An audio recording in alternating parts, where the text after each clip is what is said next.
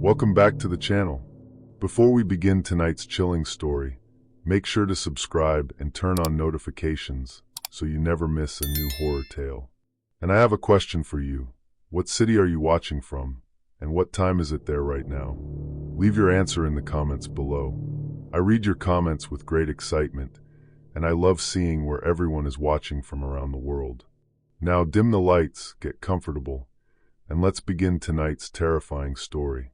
The first time the order appeared, it was raining so hard the drive-thru speaker sounded like it was drowning. I was 19, working the closing shift at the KFC on Dyer Street, trying not to think about how quiet my life had become. Rain silvered the parking lot. Neon from the sign bled across the asphalt in red and white streaks. The fryers hissed behind me like something breathing in its sleep. It was 11:59 p.m., 1 minute before close. The restaurant was empty. Chairs upside down on tables. Floors mopped. Register counted. My manager, Victor, was in the office pretending not to nap. Then the order screen blinked. 1 bucket, extra crispy, for table 6, asterisk asterisk. I stared at it. We didn't have table service.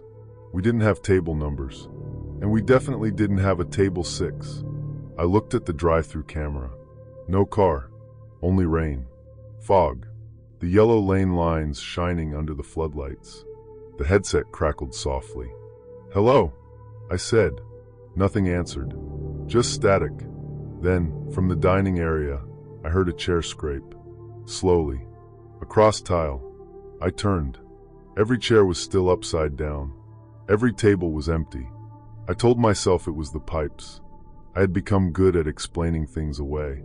That was what my ex taught me.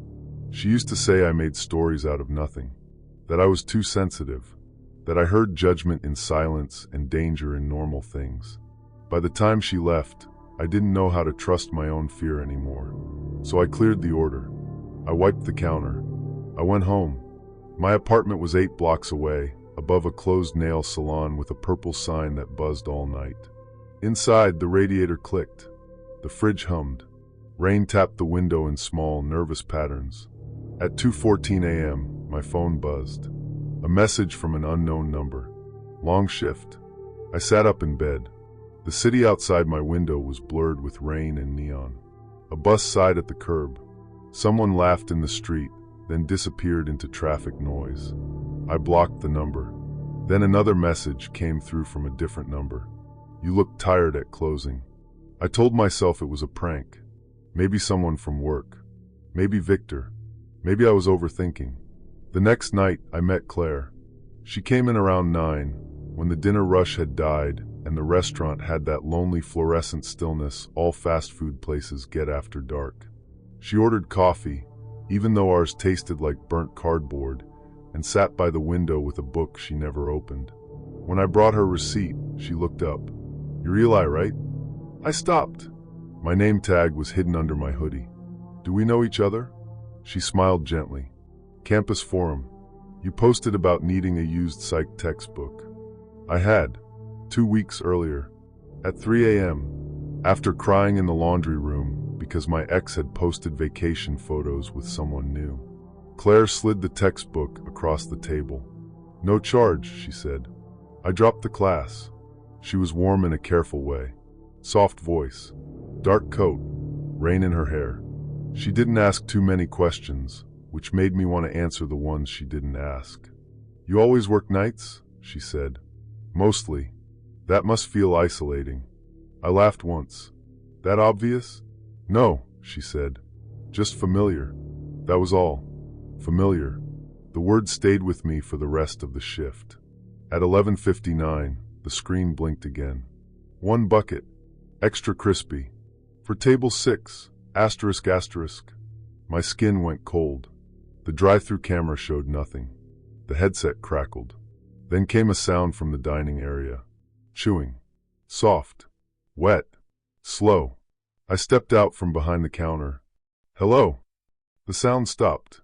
In the far corner, near the wall where we kept a faded poster of an old family meal deal, 1 chair was on the floor. Not upside down. On the floor. Facing me.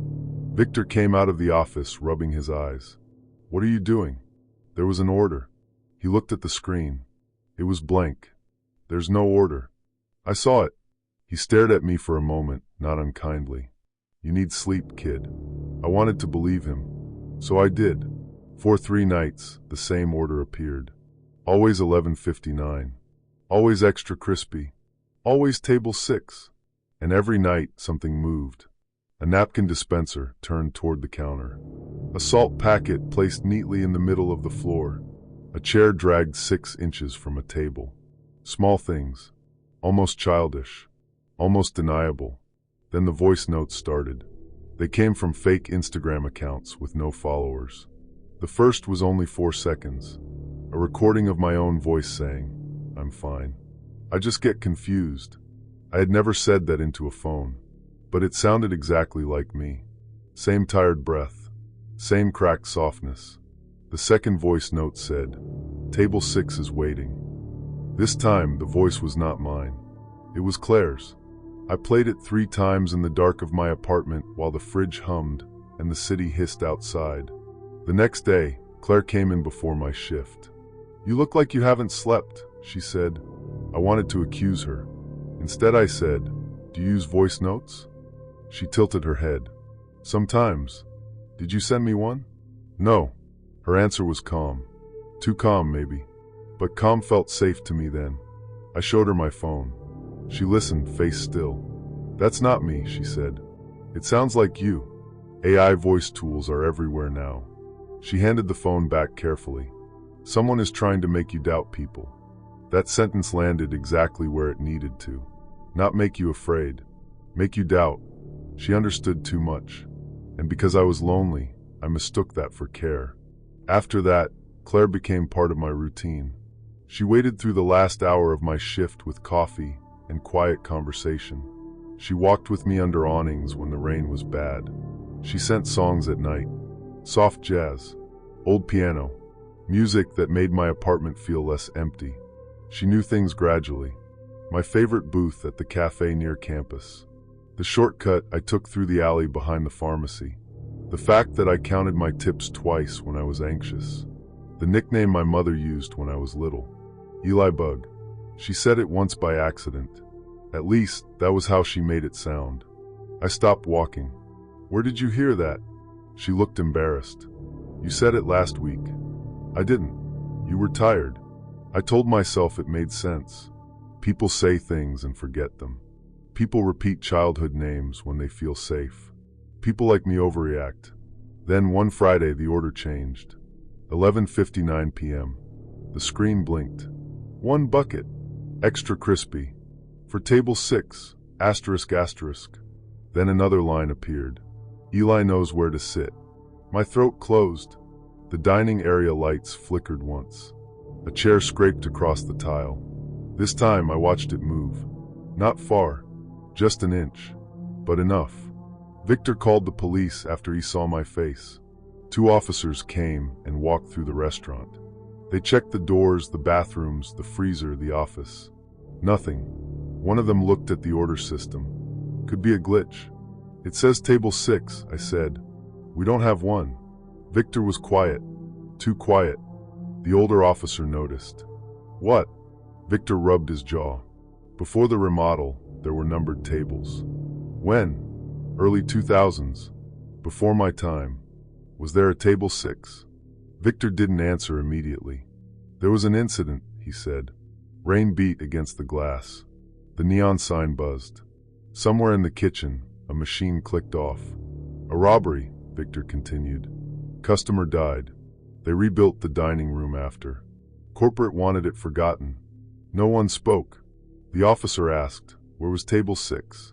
Victor pointed to the far wall. The wall with the faded poster. The wall where the chair kept moving. That night, I didn't go home. Claire insisted I stay at her place. Her apartment was clean and warm and smelled like vanilla tea.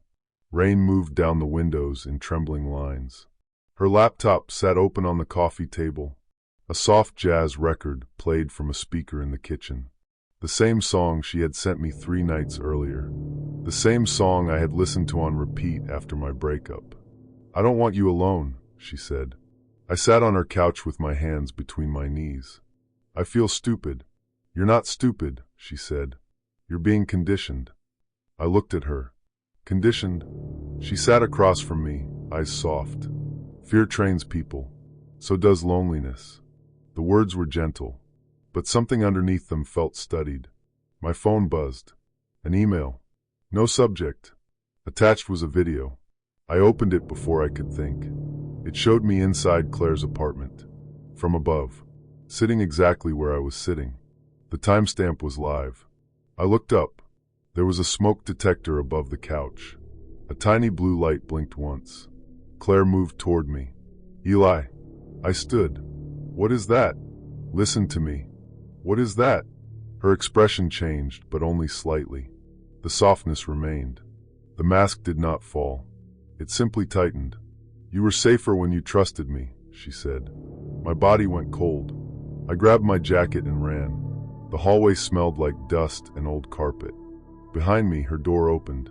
Eli, she called calm as prayer. Don't turn this into something uglier than it is. I didn't stop. I ran through rain so hard it stung my face. Neon smeared across the pavement. A siren wailed somewhere downtown. My phone kept buzzing in my pocket. Unknown numbers. Emails. Voice notes. My voice. Claire's voice. My ex's voice. All saying versions of the same thing. You're confused. You're tired. Go back. I went to the police station. This time they listened. Because the live video was still in my email. Because the metadata pointed to Claire's router. Because one of the fake accounts had reused an old recovery email tied to another name. Not Claire. Marissa Vale. That was her real name. The detective explained it in a small room with gray walls and bad coffee. Marissa had done this before. Different cities. Different fast food jobs. Different lonely men. She found them through dating apps, campus forums, delivery apps, public schedules, leaked data. She built comfort around them like a cage. The KFC order was not supernatural. It was infrastructure. During the remodel 20 years ago, an old register station had been sealed behind the far wall instead of removed. It had once connected to the same local order system. Someone had found it through the vacant unit next door, crawled into the maintenance gap, powered it, and used it to send orders into the modern screen. From behind the wall, at 11:59, every night, the sounds in the dining room were recordings. The chair movements were done through a thin tool pushed under a loose panel near the baseboard. The ghost was a woman with access, patience, and my entire digital life. The robbery story made the fear believable. My loneliness made the rest easy. Police arrested Marissa inside the vacant unit next to the restaurant. I was across the street, under the awning of a closed cafe, watching rain turn the police lights into liquid red and blue. They brought her out in handcuffs. She looked smaller than I expected. Not monstrous. That was the worst part. She looked like someone who would lend you a book. As they guided her toward the car, she turned her head and found me through the rain. Her expression was tender, almost disappointed. My phone buzzed once. A scheduled message. Table 6 was never waiting for food. It was waiting for someone who wanted to be chosen. Asterisk, asterisk. I deleted it. Then I threw up in the gutter. The restaurant closed for 3 weeks. When it reopened, the wall was gone. The old register was removed in pieces, yellowed plastic and dead keys and dust. Behind it, they found receipts from 20 years ago. Old wiring, a child's sticker, a rusted coin. No ghost, just history hidden badly. I quit before my next shift. Months passed. I changed my number, deleted my dating apps, locked every account, covered the camera on my laptop, learned how metadata works, learned how easily kindness can be engineered when someone has enough information. I still go out at night sometimes. I sit in cafes where rain fogs the glass and soft jazz plays low enough to feel like memory. I watch people reflected in windows, doubled by neon, softened by distance. I want to trust them. I do. But trust is different now. It has edges. I used to think being known meant being loved. Now I know better. Sometimes being known means being mapped, measured, predicted, entered quietly. Obsession does not always kick down the door. Sometimes it studies your loneliness, learns your schedule, copies your voice, sits across from you in a warm cafe, and says exactly the sentence you needed to hear. Privacy is not paranoia. A boundary is not cruelty. And safety is not the absence of danger. Sometimes safety is simply hearing the order come through, seeing the empty camera, feeling the fear rise in your throat, and finally believing yourself. Story 2. I took the night shift because nights did not ask questions. Days were too bright, too full of people who looked at your face and expected a story. At night, the city became honest. Rain slid down the windows of buses. Neon signs bled into the wet streets.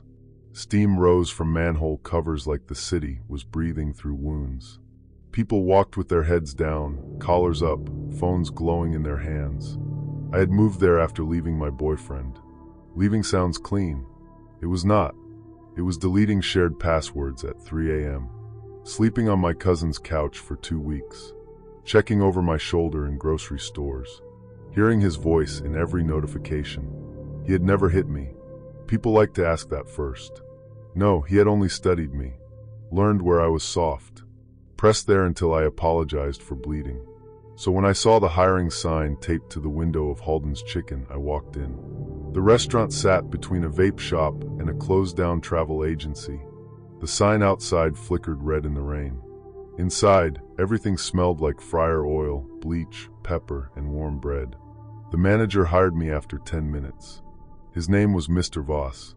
He had calm gray eyes and hands that never seemed to move without purpose. "You've worked food service before?" he asked. "A little. Can you handle nights?" "I prefer them." He looked at me then. Not suspiciously. Precisely. "As long as you're reliable, we'll get along." That was all. He gave me 2 black uniforms, a paper schedule, and a name tag that said Mira. My real name. I did not remember writing it on the application. Maybe I had. I was tired then. Maybe I was overthinking. On my first night, he showed me the kitchen. Freezers humming. Metal counters shining under fluorescent light. Buckets stacked by the sink. Security cameras tucked into corners like small black eyes. At the back, behind the walk-in freezer, there was a narrow gray door with no window. A keypad lock blinked red beside it. "What's in there?" I asked. "Old equipment," Mr. Voss said. His voice did not change. "Broken slicers, seasonal displays, corporate storage, nothing you need." He turned to me. "Never go inside." He did not say it like a threat. He said it like advice. That made it worse. The first week, I liked the job. The work was mechanical, safe. Drop baskets, salt fries, wipe counters, smile when spoken to. After midnight, customers became softer or stranger. Taxi drivers, nurses, drunk students, men who stared too long at the menu. Women in office clothes eating alone under harsh light. There was another night employee named Caleb. He worked drive-thru. He had kind eyes and a quiet way of standing beside me without making me feel trapped. On my third shift, he slid a coffee across the counter. "Black, no sugar," he said. I looked at him. "How did you know?" "You made one yesterday and forgot it by the sink." I wanted to believe that. So I did.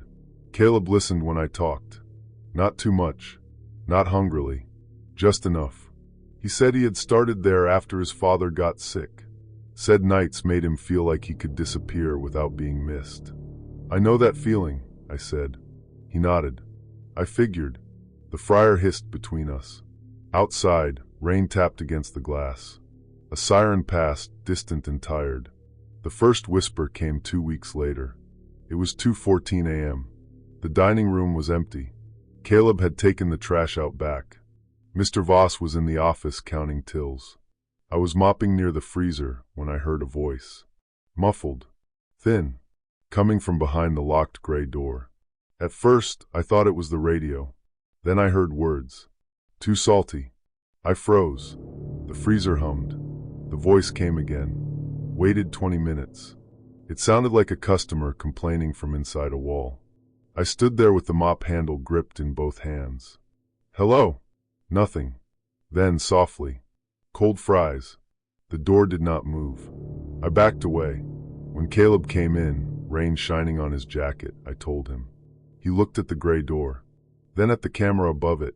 Old speaker system, he said. What? They used to play drive-thru audio through the back office. Sometimes it glitches. That door whispered. He smiled gently. This place is held together with grease and outdated wiring. I laughed because I needed to. I told myself it made sense. The whispers continued. Only on night shifts. Only when the restaurant was nearly empty. At first, they sounded like ordinary complaints. Missing sauce. Wrong order. Manager, please. I've been waiting. Then they changed. Mira. I dropped a tray of biscuits. The sound cracked through the kitchen. Caleb ran in. What happened? I stared at the door. It said my name. He did not look surprised fast enough. Just a fraction late. Then concern settled over his face. You're exhausted. Maybe I was. Maybe trauma had followed me into the kitchen, learned the smell of oil and bleach, and started speaking through pipes. I wanted to believe that too. Then my phone buzzed. Unknown number. A voice note. I played it in the empty women's restroom, standing under a flickering bulb while the sink dripped. It was my own voice. Soft. Shaky. I don't like being watched. I had said that once. To Caleb, while cleaning the ice machine after close. The voice note ended with breathing. Not mine. That night, I checked the cameras. Or tried to. The office door was open. Mr. Voss had gone to the bank drop. On his desk was a monitor showing 12 camera feeds. Kitchen, lobby, parking lot, drive-thru, and one feed labeled RR Storage, the gray room. The screen was black, not off, covered. A cursor moved across the monitor. A folder opened by itself. Employee files. My name appeared. Then my address. My old address. My emergency contact. My previous workplace. A scan of my driver's license. And a note. Recent separation. Limited local contacts. Night availability. High compliance response. Asterisk asterisk. I stopped breathing. Behind me the floor creaked. Caleb stood in the doorway. His face looked sad. Not shocked. Sad. You shouldn't be in here, he said. What is this? He glanced at the monitor. Mira, don't say my name like that. He stepped inside slowly, hands visible. I can explain enough for you not to panic. That is not comforting. No, he said, but it's useful. The office smelled like coffee, paper, and something electrical burning. Caleb closed the door behind him. You were flagged through the hiring system, he said. That's all. Flagged for what? Stability risk. Housing instability. Recent job gaps. No dependents. People who need work badly enough not to ask the wrong questions. His voice was still gentle. That was the sick part. It was the same voice that had handed me coffee. The same voice that had told me I deserved a quiet life. Who are you? I work here. No. He looked down. I used to be like you. The freezer compressor kicked on outside the office wall. A deep mechanical groan. Caleb moved closer. The room isn't dangerous if you stay out of it. That's not an answer. It's the only one that keeps you employed. I pushed past him and left. He let me. That scared me more than if he had tried to stop me. When I got home, the apartment was silent except for the refrigerator hum and rain against the window. I searched the restaurant. Employee reviews. Health inspections. Local forums. Nothing unusual. Then I searched names from old staff schedules taped near the break room. Tanya Meeks. Oscar Bell. Nina Pratt. Luis Cordova. Social media profiles. All quiet. Last posts from years ago. Sudden stops. No goodbye. No moving announcement. No new jobs. A few had GoFundMe links from relatives. Has anyone seen my sister? Missing since March 2021. Police say adult runaway. My phone buzzed. Caleb, don't make yourself more alone than you already are. I stared at the screen until it dimmed. Then another message. You left your window unlocked. I turned slowly. Across the street, in the dark glass of another apartment building, I saw my own window reflected. A small square of light. Me inside it, holding my phone. The next night, the gray door was unlocked. No red keypad light. No alarm. Just the door slightly open, breathing cold air into the kitchen. The restaurant was empty. Rain hammered the roof. Distant music pulsed from a passing car and faded into the street. I knew it was a trap. I opened it anyway. The room behind the freezer was narrow and deep. Not storage. Archive. Shelves lined both walls. Old uniforms sealed in clear plastic bags. Name tags arranged in small drawers. Wallets. Phones. Keychains. Employee photos clipped to boards. Some were smiling in front of the restaurant. Some were screenshots from dating apps. Some were security stills. There were binders labeled by year. Inside were profiles. Not just names. Habits. Weaknesses. Schedules. Family distance. Debt. Immigration status. Recovery history. Abusive partners. Probation. Estranged parents. People already standing near the edge of being believed. My file was on the newest shelf. A printed photo of me leaving my apartment. A map of my walk to work.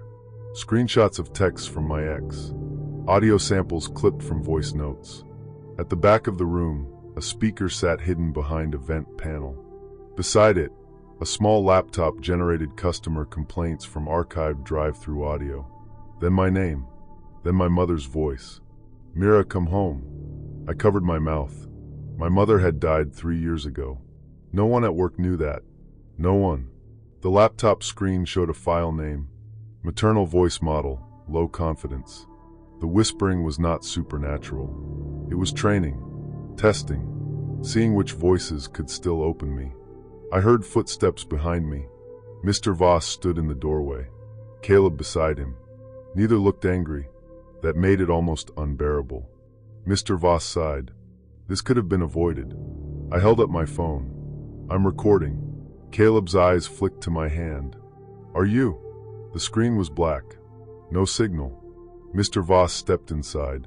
People misunderstand systems, he said calmly. They think cruelty needs passion. It doesn't. It needs paperwork, turnover, poor record keeping, a city too busy to notice. You made them disappear. We gave them continuity. Where are they? He studied me. Some left. And the others? No answer. The freezer hummed harder, vibrating through the walls. Caleb looked at me with something like regret. You don't have to become a problem, Mira. I already am. I threw a metal drawer at the shelf lights. The room dropped into half dark. I ran. Mr. Voss caught my sleeve near the freezer, but grease slicked my uniform, and I slipped free. Caleb shouted my name. Not cruelly, almost pleading. I hit the emergency exit. Alarm screamed. Rain hit my face like cold glass. I ran into the alley, past trash bins and cigarette butts, toward the neon street. A car door opened. A woman stepped out. Detective Merrow. I had called the police before my shift from a payphone outside the station because I no longer trusted my own phone. She had told me not to go in. I went anyway. Behind me, Caleb burst through the exit and stopped when he saw the police lights. Mr. Voss did not run. He straightened his tie, like a man waiting for a meeting. The raid lasted until morning.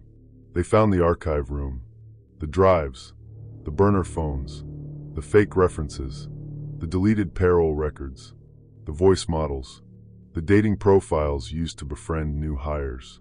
The tracking tags slipped into uniform seams. They found evidence from 12 branches, different managers, same system. Hire the unseen, study them, isolate them, replace records, turn their fear into obedience. If they resisted, make them look unstable, make them look like they left. The company denied knowing. Of course it did. Companies are very good at sounding surprised. Caleb testified later. His real name was Adrian. He had been recruited after his sister vanished from another branch. They told him cooperation was the only way to find out what happened to her. Maybe that was true. Maybe it was another leash. I never asked. There are answers that do not make you freer. I quit food service. For months, I could not walk past a fryer without tasting panic. I could not hear a freezer compressor without remembering that room. I stopped answering unknown numbers. I changed apartments, changed phones, changed my routes. At night, the city still speaks. Rain tapping windows, sirens dissolving into fog, music through walls, footsteps pausing outside doors. But now I listen differently, not afraid of every sound, just unwilling to explain away the wrong ones. People think monsters hide in basements, behind locked doors, inside abandoned places. Sometimes they wear name tags. Sometimes they manage schedules. Sometimes they learn your coffee order, your dead mother's voice, your weakest hour, and call it operational efficiency. The secret recipe was never chicken. It was loneliness, documentation, control, and the terrible fact that a person can vanish long before anyone files a report. Safety is not a feeling. Trust is not a uniform. And privacy is the last small room inside you that no one has the right to enter, no matter how gently they knock. Story 3. After midnight, the city stopped pretending it was alive. The streets emptied first, then the buses, then the sidewalks. Only the neon stayed awake, trembling red and blue in the rain, reflected in oil-slick puddles outside the restaurant. I worked nights at a drive-thru on the edge of campus. Not because I wanted to, because rent did not care that my life had fallen apart. 3 months earlier, I had moved to Briar City after my mother's second marriage became unbearable and my boyfriend, Adam, decided my sadness was too much maintenance. He said it gently, like he was returning something defective.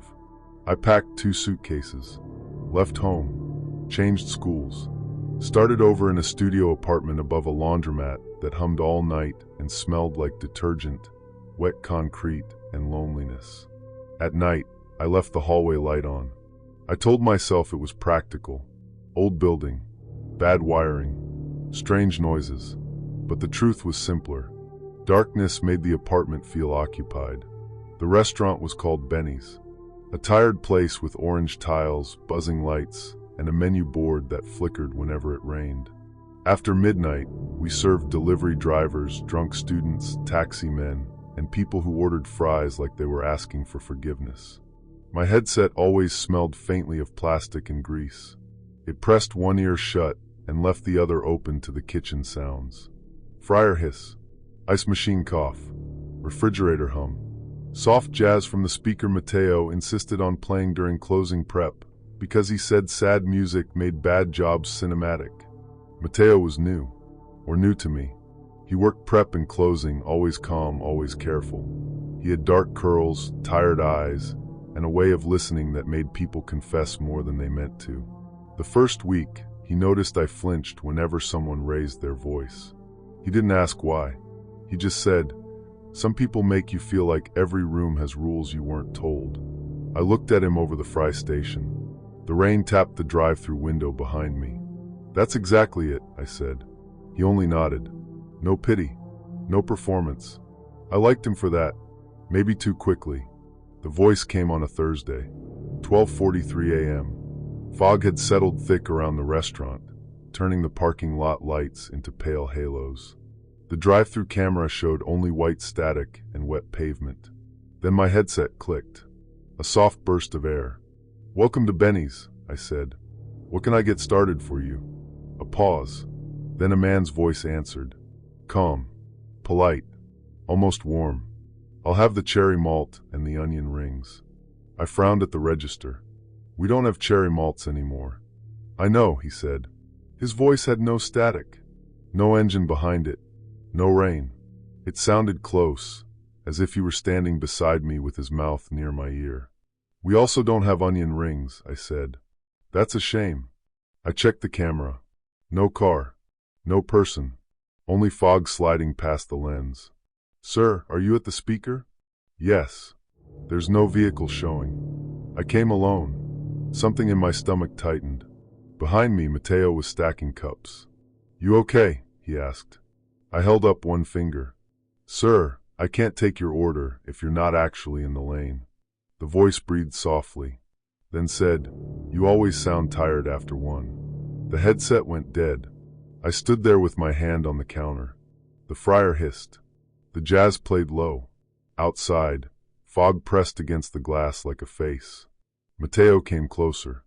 "What happened?" "Prank," I said. "I wanted it to be a prank, so I made it one." The next night, it happened again. 12:51 a.m. Same click. Same clean voice. "Good evening, Lena." I went still. My name tag said Lena, but the camera showed no car. "Who is this?" "I'd like the turkey melt." "We haven't sold that in years." "I know." Rain tapped the window harder, tiny fingers against glass. I looked toward Mateo. He was in the back, taking inventory. "How do you know my name?" "You're wearing it." "I'm not outside." "No," he said. "You're at the second window, left hand on the counter, thumb rubbing the scar near your wrist." I pulled my hand back. My throat closed. The scar was small, old, from a broken mug during one of my mother's fights with my stepfather. I never talked about it, never posted about it, never explained it. "Leave us alone," I said. The voice softened. "Did your mother call you today?" I ripped the headset off. It hit the floor with a plastic crack. Mateo ran in. "What happened?" I pointed at the camera. Fog. Empty lane. Nothing. He picked up the headset, listened, then shook his head. "Dead now." I could feel my pulse in my teeth. Mateo locked the back door for me that night. Walked me to the bus stop under a broken awning while rain misted around the streetlights. "You should tell your manager," he said. "She'll say customers are weird. Then tell police." "And say what? A ghost ordered a sandwich?" He looked at me carefully. "You don't believe it's a ghost." I didn't. But fear likes old shapes. Ghosts are easier than people. The third night, I asked to switch to kitchen. My manager laughed. "Drive-thru is your station, Lena. You're good with people." People. That word had started to feel inaccurate. At 1:09 a.m., the headset clicked. I didn't speak. Neither did he. For several seconds, I heard only breathing. Slow. Patient. The kind of breathing people use when they know silence belongs to them. Then, "You forgot to lock your back door." My skin went cold. "My apartment?" "Don't panic. I'm not inside." I looked at the camera. Fog. Rain. No headlights. "How do you know where I live?" "You told the internet enough." "I didn't." "You told the internet fragments." "Fragments are generous." The line went quiet. Then a different voice came through. My mother's. "Lena, baby, call me back." I grabbed the counter to steady myself. It sounded exactly like her. Not close. Exact. Her tired vowels. Her soft guilt. The little breath before she said my name. But my mother hadn't called. I checked my phone. No missed calls. No voicemail. The headset clicked again. The man returned. "She worries about you. In her way." I whispered, "Stop. You still sleep with the hallway light on." I took the headset off slowly this time and placed it on the counter as if sudden movement might make him more real. That night, I didn't go home. Mateo found me sitting in the closed dining room after shift, under buzzing fluorescent lights. Outside, the windows reflected my face back in pieces. He sat across from me. No touching, no questions at first, just presence. Then he said, "Someone is trying to make you doubt what's real." I laughed once. It came out wrong. That's not new. His expression changed. "I'm sorry." 2 words. Plain. Unforced. I almost cried. He drove me home because he said buses after 2 were unsafe. His car smelled like coffee and mint gum. Soft jazz played from the speakers, the same kind he played at work. Outside my building, neon from the laundromat painted blue lines across his face. "You're not crazy," he said. I wanted to believe him. Maybe that was the problem. Over the next week, the voice became part of the night. Not constant. Worse. Selective. It arrived when I started to relax. When I laughed at something Mateo said. When I took my first sip of burnt coffee. When the rain softened and the city seemed almost kind. The voice ordered extinct things. Chicken pot pie. Lemon shake. 2 coffees, 1 black, 1 with oat milk. Then details. You deleted Adam's pictures but kept the hoodie. You always check the lock 3 times. You search your own name when you're scared. Each sentence felt like a finger pressing into a bruise. I reported the calls to my manager. She called maintenance. Maintenance replaced the headset battery and said moisture could cause interference. I told myself it made sense. Then the email started. No subject, no name, just attachments. A photo of me walking into Benny's. A screenshot of my private dating profile. A map of my apartment building. A recording from inside my studio. Refrigerator hum. A floor creak. My own breathing while I slept.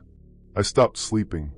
The police took a report after I showed them everything. An officer told me to change passwords, check devices, document contact. Document. The official word for being hunted slowly. Mateo helped me reset my accounts. He sat beside me at Blue Saint Cafe, where rain blurred the windows and distant music came through the walls from the bar next door. He made a list in his neat handwriting. Email, bank, socials, location settings, cloud storage, dating apps. You're good at this, I said. I had a bad situation once, he replied. With someone, with being watched. He didn't explain. I didn't push. Comfort has its own etiquette. That night, at work, the voice did not come through the headset. It came through my phone. Unknown number. A voice note. Adam's voice. You always needed too much. I played it once. Then again. Not because I wanted to hear it. Because my brain refused to accept the impossible without repetition. Adam denied it when I called him. He sounded irritated first, then frightened. Lena, I didn't send anything. It's your voice. There are apps for that now. I knew. Everyone knew. Knowing did not make it less violating. A person could steal your voice from old videos. Your mother's voice from a birthday message. Your laugh from a story. Your life from fragments. The next shift, the drive-thru camera went black at 12:39. The headset clicked. Lena. I turned toward the back. Mateo was there mopping. The manager was in the office. I whispered, "What do you want?" "To keep you safe." "From what?" "People who leave you." I closed my eyes. "You don't know me. I know how you fold your receipts before throwing them away. I know you don't like mirrors after midnight. I know you keep your mother's contact pinned but rarely answer." The mop stopped moving behind me. I turned. Mateo was looking at me. Not concerned. Still. Too still. The voice continued through the headset. "I know you trust people who speak gently because violence taught you to fear volume." Mateo's mouth did not move, but his eyes were on the headset. Careful. Measuring. A thought formed. Small at first. Then terrible. The next morning, Detective Harris called. They had traced one of the emails to public Wi-Fi near campus, another to a burner phone. But the voice transmission was stranger. "Your drive-thru headsets operate on a vulnerable frequency," he said. "Someone nearby could access it with the right equipment." Nearby? Within range. How close? Parking lot. Adjacent building. Sometimes farther with modification. I thought of fog. No car. No person. Only someone hidden where cameras didn't look. Harris asked if any employee had technical skills. I said no. Then stopped. Mateo. The list. The accounts. The calm. The way he knew what to secure. The way he entered my fear like he already had a key. I searched his name after class. Nothing. No real profiles. No old school photos. No tagged friends. Only a clean account created 2 months ago. 2 months ago, I had started working nights. I checked the employee directory. His emergency contact number matched a disconnected prepaid line. I sent screenshots to Detective Harris. Then I went to work because fear does not excuse rent. The restaurant felt different that night. Too bright. Too exposed. The fryer hissed. The ice machine groaned. Jazz played low from Mateo's speaker. He came in late, rain on his jacket. "You look tired," he said. I smiled with my mouth only. "You always say that." "Because you always are." At 12:44, the drive-thru headset clicked. Mateo was beside me, cutting receipt paper with scissors. The voice came through. "Lena, don't do anything dramatic." My hand tightened around the counter. Mateo looked at me. "What is it?" The voice continued. "Police make people feel safe because uniforms simplify fear. But people are still people." I looked at the front windows. Fog pressed against the glass. No cars. No customers. Then my phone buzzed. A photo appeared. Me, standing at the counter. Taken from inside the restaurant. Not outside. Inside. I looked up. The ceiling vent above the drink station had a dark dot between the slats. A camera. My knees weakened. Mateo followed my gaze. For half a second, his face changed. Not guilt. Annoyance. Like I had noticed something too early. I backed away. "Milo," he said. "Not my name. Not my name. Lena." But Milo was the name I used online years ago, in a private account from high school. A nickname only my mother and Adam knew. He realized his mistake when I did. Silence opened between us. Then the headset clicked again, and this time Mateo's voice came from it while Mateo stood right in front of me. "AI. A mask made of sound. You were easier when you were lonely," the fake voice said. I ran. Not gracefully. Not bravely. I ran through the kitchen, past the fryer, past the humming refrigerators toward the back door. Mateo grabbed my sleeve. Not hard enough to hurt. Hard enough to remind me he was real. "Lena, stop." His voice was calm. That calmness terrified me more than shouting. "You don't have to be scared of me." I pulled free and hit the emergency latch. Cold rain slapped my face. The alley was white with fog. Distant sirens moved somewhere beyond the buildings. For one insane second, I thought they were in my head. Then blue lights flashed at the end of the alley. Detective Harris stepped out of an unmarked car. "Lena, come here." Mateo did not run.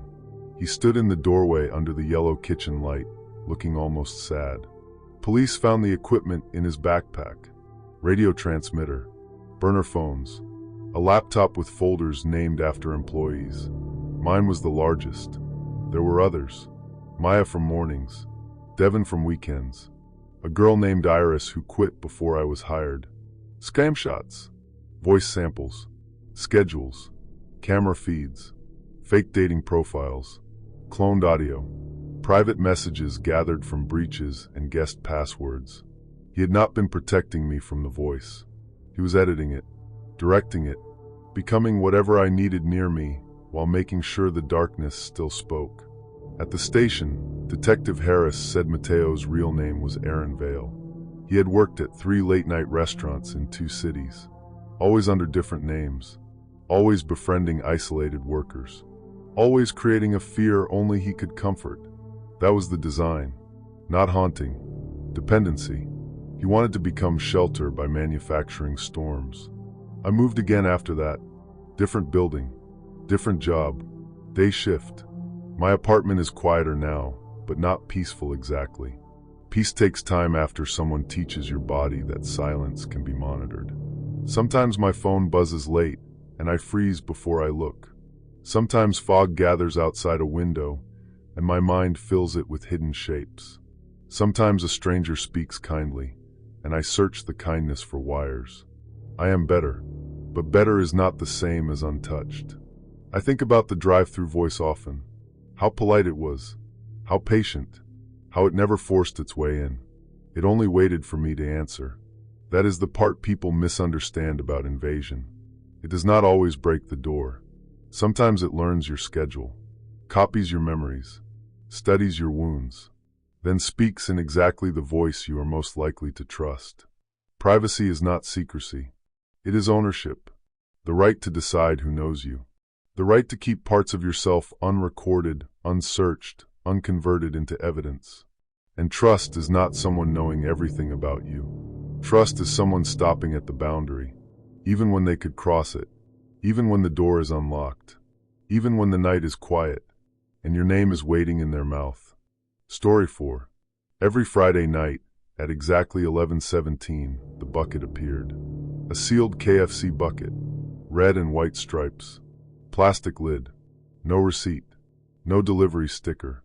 No greasy warmth inside. Just a thing from my life. The first time, it was a key. Small. Brass. Bent near the teeth. I found it sitting on the porch after the rain had stopped, the wood shining black under the streetlight.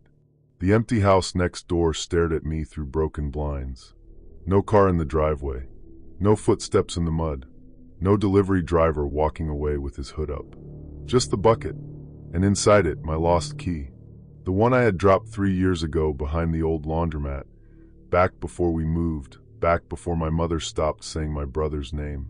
I stood there in my socks, listening to the refrigerator hum behind me and the soft jazz drifting from someone's open window across the street. A trumpet. Slow. Lonely. I told myself it was a prank. That was easier. I was 16. New school. New city. New apartment above a pharmacy that blinked green neon into my room all night. My mother said the move was a fresh start, but fresh starts are strange. They still smell like the old life. Cardboard boxes, cheap paint, wet coats, pills in the bathroom cabinet. The silence after people stop arguing, but the walls still remember. My father had disappeared from our lives 2 years before. My brother, Caleb, had left before that. That was the official version. Left. Like it was casual. Like he had packed a bag, chosen freedom, and walked out while I slept. Mom kept his room empty wherever we moved. Not preserved. Not honored. Erased. No pictures. No birthday candles. No stories. Only one rule. We don't talk about Caleb. So I didn't.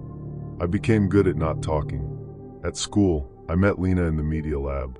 She had silver rings on every finger and a voice that never tried to fill silence too quickly. She edited short films and drank black coffee from a travel mug with chipped paint. "You look like someone who sleeps with one eye open," she said the first day. I almost laughed. "Do I? No. You look like someone who wants people to think he doesn't." That should have annoyed me. Instead, it made me feel seen. Dangerous word. Seen. We started sitting together after class at a cafe near the bus stop. Rain streaked the windows. Neon reflections slid over the tables. The espresso machine hissed like an animal breathing. She asked about my life without pushing into it. I told her small things. My mother worked nights. I hated our apartment. I liked old watches. I used to have a brother. Her eyes softened at that. Used to? I looked down at my cup. He left. People don't always leave the way we're told they did, she said. I should have asked what she meant. Instead, I wanted to believe she was just poetic. The second Friday, the bucket contained a photograph. Me at 8 years old, sitting on the curb outside our old house, holding a plastic dinosaur. Caleb was beside me, but someone had cut him out of the photo. Not neatly. With scissors. The jagged edge ran through his shoulder. Under the photo was a note. The handwriting was mine. Or close enough that my stomach went cold. "You forgot what happened." I did not show Mom. I should have. But fear has a private logic.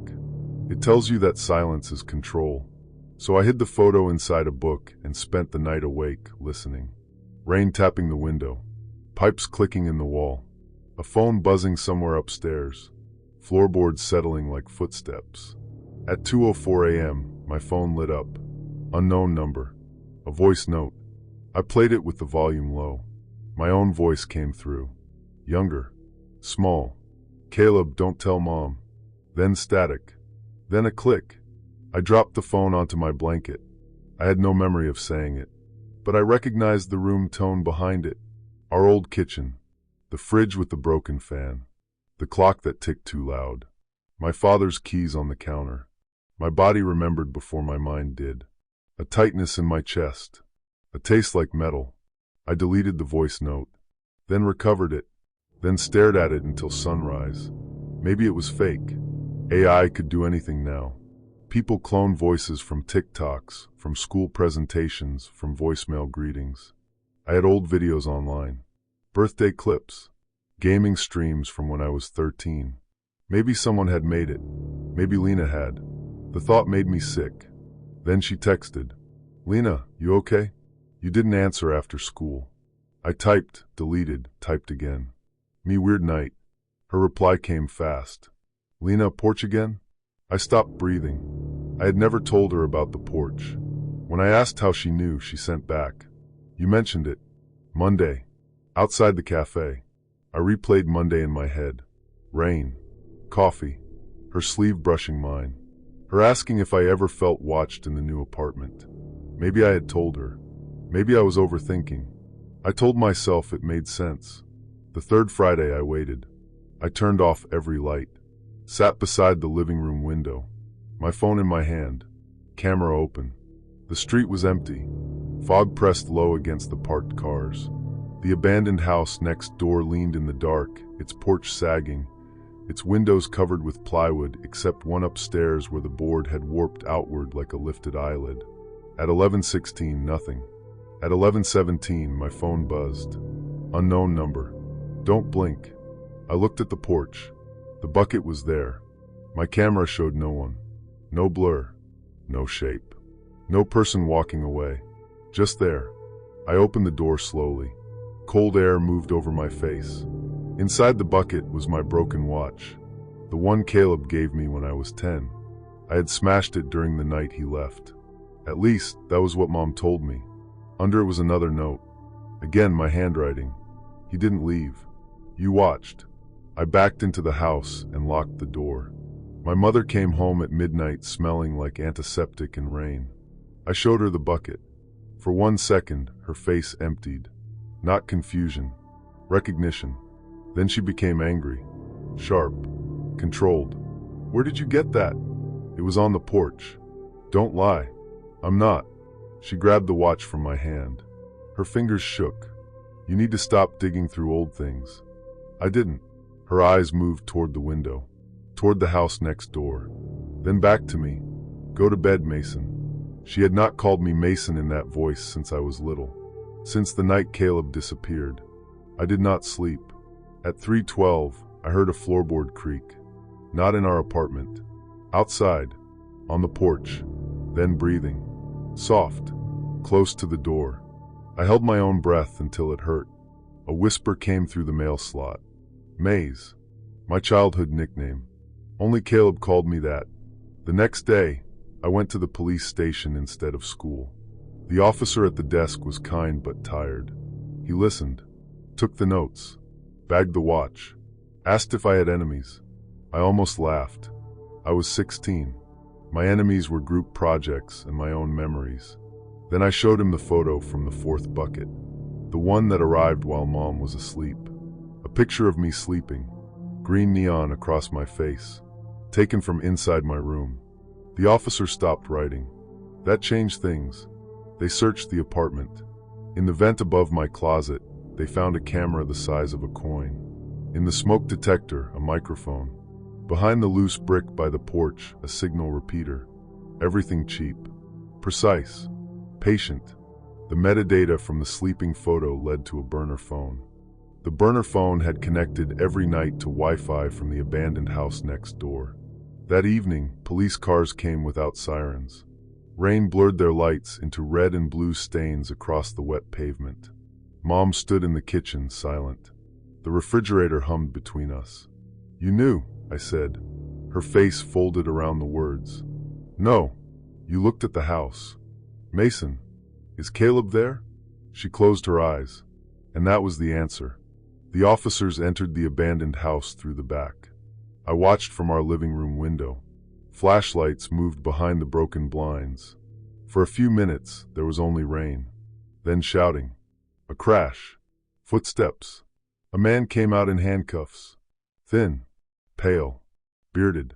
Older than my memory, but still shaped like it. Caleb. My brother looked up at our window. At me. And smiled like he was sorry. Not harmless. Not insane. Sorry. At the station, they let me speak to him with an officer in the room. He sat across from me in a gray hoodie, hands cuffed to the table. He looked like a ghost that had learned to eat and breathe badly. You scared me, I said.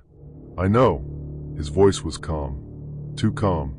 Like he had rehearsed grief until it became language. You put a camera in my room. I needed you to listen.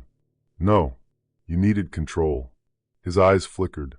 There it was, the wound under the mission. I tried letters, he said. Emails. Fake accounts. You blocked everything. I didn't know it was you. Because she made sure of that. I looked at the one-way glass. Mom was somewhere behind it. Caleb leaned forward slightly. Do you remember the basement? My mouth went dry. No, you do. Your body does. A clock ticked above the door.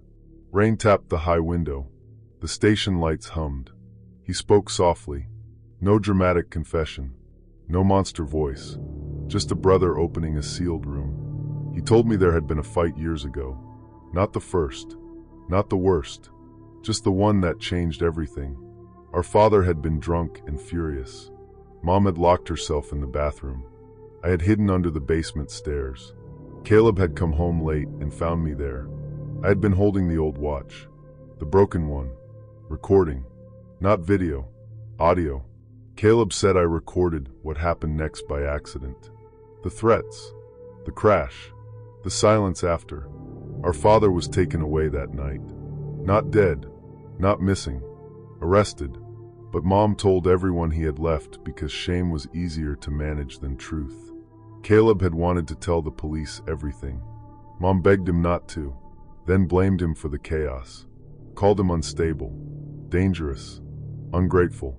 He left at 17 because she made the house smaller every time he spoke. And you forgot, he said. I was 10. You didn't forget. She helped you bury it. I stared at him. You could have told me like a person. I tried being a person, he said. No one listened. That sentence almost broke me, because part of it was true, and that made the rest more dangerous. He had become exactly what he hated. Someone who used fear to make people obey. Someone who called invasion love. The police found boxes in the abandoned house. Not just buckets. Files. Printed screenshots of my school schedule. My dating app profile I had made and deleted in one night. Emails from fake classmates. Voice clones made from old family videos. Photos through windows. A map of our apartment with notes. Mason responds to guilt. Mention Caleb indirectly. Friday ritual works. Memory opens under repetition. There were also tapes. Old recordings from our childhood. The basement audio was real. My handwriting on the notes was not mine. He had trained an AI model on old schoolwork and birthday cards Mom had kept in a storage bin. That detail hurt in a clean, humiliating way. Even my handwriting had not belonged only to me. Lena came to the station later. Real Lena. She cried when I told her I thought she might be involved. I did say porch, she admitted. But you told me. You were half asleep at the cafe. You looked like you didn't remember saying it. That was the worst part. Not knowing where fear ended and memory began. Caleb was charged. Breaking and entering. Stalking. Unlawful surveillance. Harassment. The language was cold. Legal words for intimate damage. Mom did not go to court the first day. I did. Caleb looked smaller there. No abandoned house. No hidden cameras. No buckets. No script. Just a man who had confused being right with being justified. When he saw me, he mouthed, "I'm sorry." I believed him. I did not forgive him. Those are different things. Months later, we moved again. No abandoned house next door. No porch. No green neon bleeding through my blinds. Still, every Friday night I hear it. A phantom sound. A bucket placed softly on wet wood. My phone buzzes and my chest tightens. The refrigerator hums, and I listen for breathing under it. Rain hits the window, and somewhere in my mind, a basement door opens. Memory is not a locked box. It is a house. Rooms inside rooms. Some doors closed to protect you. Some are closed by people who want to own the story. I learned that truth can be used like a weapon. So can love. So can family. So can the desperate need to be believed. Caleb wanted me to remember. But he forgot one thing. You cannot free someone by turning their life into a cage. Trust is not forced open. Safety is not surveillance. Love does not hide cameras in the walls and call it rescue. And memory, once returned, does not make you whole. It only gives you the map. You still have to decide which doors to leave open and which ones to lock forever. Story 5. The first Daniel was smiling above the soda machine. Same red uniform. Same black cap. Same plastic name tag. Daniel, Employee of the Month. I noticed him on my first shift because I was trying not to cry in the stockroom. That was where I spent my breaks at King's Fried Chicken, between boxes of frozen fries and towers of paper cups, breathing in cardboard dust and old oil while the walk-in freezer hummed like a tired animal. I had moved to the city after my breakup. That sounds clean. It wasn't. My ex did not break things. He rearranged them. My phone, my passwords, my sleep, my sense of what was normal. By the time I left, I apologized to automatic doors when they didn't open fast enough. So I took the job because it was simple. Clock in, smile, take orders, wipe counters, go home. The city outside was wet and neon lit, full of buses sighing at curbs and strangers reflected in black windows. At night, rain tapped against my apartment glass while the refrigerator hummed and distant music bled through the walls. I thought routine would save me. Then I saw Daniel. Good worker, my manager, Mr. Vale, said when he saw me looking at the photo. His voice was calm, polished. Daniel. He smiled. Everybody likes Daniel. That was all. 2 days later, I picked up extra hours at another branch across town. There he was again. Same photo, same smile, same uniform. Employee of the Month. Daniel. I stared at it while the fryer hissed behind me and rainwater slid down the front windows in silver ropes. A cashier named Noah leaned beside me. You okay? He was new too, or so he said. Gentle voice, soft eyes, the kind of person who made silence feel less dangerous. That photo, I said. We have the same one at my branch. Noah looked at it, then at me. Maybe he transfers. Employee of the Month in both places? He shrugged lightly. Some people are everywhere. I laughed because he did, because I wanted things to be ordinary. Noah became the first person in the city who felt easy. He walked me to the bus stop after late shifts. He remembered I hated being touched from behind. He noticed when customers spoke too sharply and quietly took over the register. Once, at a cafe after work, soft jazz playing above us, he said, "You watch exits before you sit down." I froze. He lowered his eyes. "Sorry, that was too personal." "It's fine." "No," he said. "It isn't. You deserve not to be studied." That should have warned me. Instead, it comforted me. Lonely people are vulnerable to accurate observations. A week later, I covered a third branch. Daniel was there too. Same smile, same name, different frame. This time the manager said, he works nights. At all 3 locations? The manager's hand stopped on the till, only for a second. Then she smiled. Daniel helps where needed. I told myself it made sense. Maybe it was a corporate thing, a stock photo, a joke between branches. Maybe I was overthinking. That night, my phone buzzed at 1:12 a.m. Unknown number. You ask too many questions, Maya. My apartment went very quiet. The fridge hummed. A car passed outside, tires whispering on wet asphalt. I had not given anyone at work my number except management. The next morning, Noah brought me coffee. Cinnamon. My favorite. I had never told him that. You looked like you needed it, he said. How did you know? He smiled gently. You always reach for the cinnamon packets at the cafe. I wanted to believe it, so I did. On Friday, Daniel appeared on the shift schedule. Not printed. Handwritten. 11 p.m., 4 a.m., Daniel. I stood in the break room staring at his name while the fluorescent light buzzed above me. Mr. Vale came in behind me. You're closing tonight, he said. I thought Daniel was. He is. I haven't met him. You will. His reflection in the microwave door looked thinner than his body. His smile did not move properly. That night, Daniel arrived at 10:57. Or someone did. He wore the red uniform. Black cap. Name tag. Same height as the photo. Same smile. But the face was wrong in small ways. The jaw was heavier. the eyes darker, the skin older around the mouth. Everyone greeted him normally. "Hey, Daniel." "Daniel, truck's late." "Daniel, back door's sticking again." He nodded. Never spoke.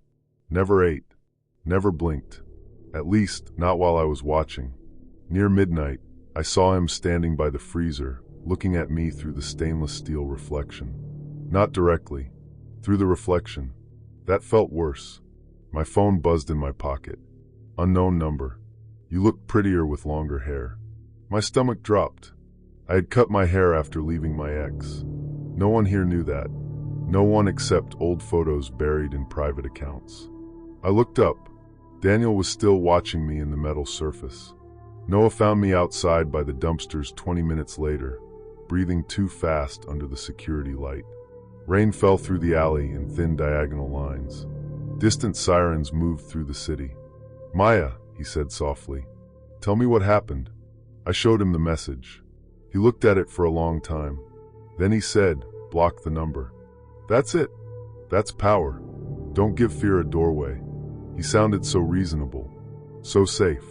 Then he added, "People like your ex count on you reacting." I went cold. I had never told him about my ex. Not really. Not enough. He seemed to feel the shift. "You mentioned a bad breakup," he said. "Not that." A pause. Rain tapped the dumpster lid behind us. "No," he said carefully. "Maybe you didn't." I went home and checked everything. Dating apps, old emails, social media, cloud backups. There were login alerts from a device I did not recognize. A folder in my email had been opened. One labeled legal. Another labeled photos, old phone. At 2:46 a.m., a voice note arrived. From my own number. I pressed play with shaking hands. My voice filled the room. "Noah, I'm sorry. I'm scared. Can you come over?" It sounded exactly like me. Same breath. Same small crack in the word scared. But I had not recorded it. A knock came at my apartment door. 3 soft taps. Polite. I looked through the peephole. Noah stood in the hallway, rain on his jacket, holding a paper bag from the cafe. "I got your message," he said. The hallway lights hummed. Somewhere upstairs, floorboards creaked. I stepped back from the door. "Noah," I said, trying to keep my voice steady. "Go home." His face changed. Not much. Just enough to show me the person underneath. "I'm trying to help you," he said. "No. You don't know who to trust right now." That was the most frightening part. He was right. I called the police. He left before they arrived. The officer who came was named Harris. She did not make me feel foolish. That mattered. I showed her the messages, the cloned voice note, the login alerts, the Daniel photos I had taken from 3 branches. She stared at the photos longer than I expected. Then she asked, "Can you get access to security footage?" The next day, I did something stupid. Or brave. Sometimes those are the same thing. I went back to work. Mr. Vale watched me clock in. "You look tired," he said. "So do you." He smiled. "Careful, Maya. Curiosity can become self-harm." The words landed cleanly. He knew how to make concern sound like a warning. During closing, I slipped into the office while the fryers hissed and the vents rattled overhead. The security monitor showed 9 camera angles in grainy blue-gray. Counter, kitchen, alley, freezer, storage room. Daniel stood in the storage room, still, facing the camera. For 12 minutes, he did not move, did not blink, did not breathe in any way the camera could show. Then the footage glitched. 1 frame. 2. Daniel was gone. The timestamp jumped backward 11 seconds. My skin prickled. Not supernatural. Edited. Looped. Someone had access. I plugged in the drive Officer Harris had given me and copied everything. That was when Mr. Vale spoke from behind me. "You're not as quiet as you think." I turned. He stood in the office doorway. Behind him, Daniel waited in the hall. Different Daniel. Shorter now. Different hands. Same uniform. Same name. Mr. Vale stepped inside and closed the door. "You came here wounded," he said softly. "People like you always think suspicion is healing." My hand tightened around the flash drive. What is Daniel? He smiled. A schedule solution. Who is he? Nobody important. Daniel stared past me. Mr. Vale continued, voice low and almost kind. You should understand this better than anyone. Names are tools. People become what they need to become. My phone buzzed on the desk. A message from Noah. Don't make this ugly. I looked at Vale, then at the Daniel in the hall. Then I understood. Daniel was not a person. Daniel was a costume, a shared ID, a payroll ghost, a way for men to move through restaurants without being named, a way to carry packages through back doors, erase footage, borrow uniforms, use delivery routes, access lockers, collect cash, hide burner phones. And every manager knew. Maybe not everything, but enough. Noah appeared behind Daniel, rain-dark jacket zipped to his throat. His expression was gentle again. Maya, he said, come outside and talk. No, you're scared. That's making you careless. I'm careful now. He looked almost sad. I liked you better before. That sentence cut through me. Before knowledge, before boundaries, before I became inconvenient. From outside came the sound of tires on wet pavement. Then radios. Footsteps. A hard knock on the front glass. Police. Mr. Vale's face emptied. Noah looked at me then. Really looked. Not with affection. With calculation. I had already sent Officer Harris the footage. The live location. The voice note. The login records. I had hidden the call open in my apron pocket. The police entered through the front and back at the same time. No dramatic shouting. No movie violence. Just clipped commands, boots on tile, hands raised, the fryer still hissing like nothing had changed. They found 3 burner phones in the ceiling above the office. Cash in vacuum-sealed bags behind the freezer panel. Fake employee files. Duplicated ID badges. A laptop running remote access software. A spreadsheet with branch names, shift times, manager initials, and 1 repeated label. Daniel active. Noah's real name was Adrian Cole. He had worked under 5 names in 8 months. He was not the leader. He was the listener. The one who found people like me. New employees. Lonely employees. Employees with debt, bad housing, unstable families, fresh trauma. People easy to pressure. People easy to discredit. He studied them online. Dating apps. Old posts. Data leaks. Metadata. Deleted photos that had never really disappeared. Then he became safe. Then useful. Then necessary. Then dangerous. Mr. Vale did not deny much. He only said, "You don't understand how systems survive." As if survival excused rot. As if everyone had agreed to be eaten. Months later, the city still looks the same. Rain still turns the streets black.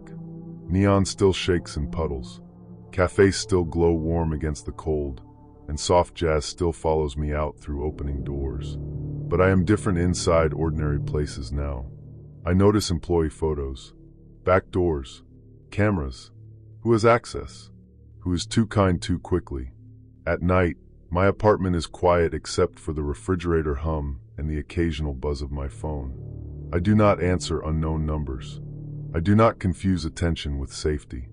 I do not mistake being observed for being understood. Sometimes I think about Daniel. Not the men. The idea. A name without a person. A smile on a wall. A blank space everyone agreed not to question.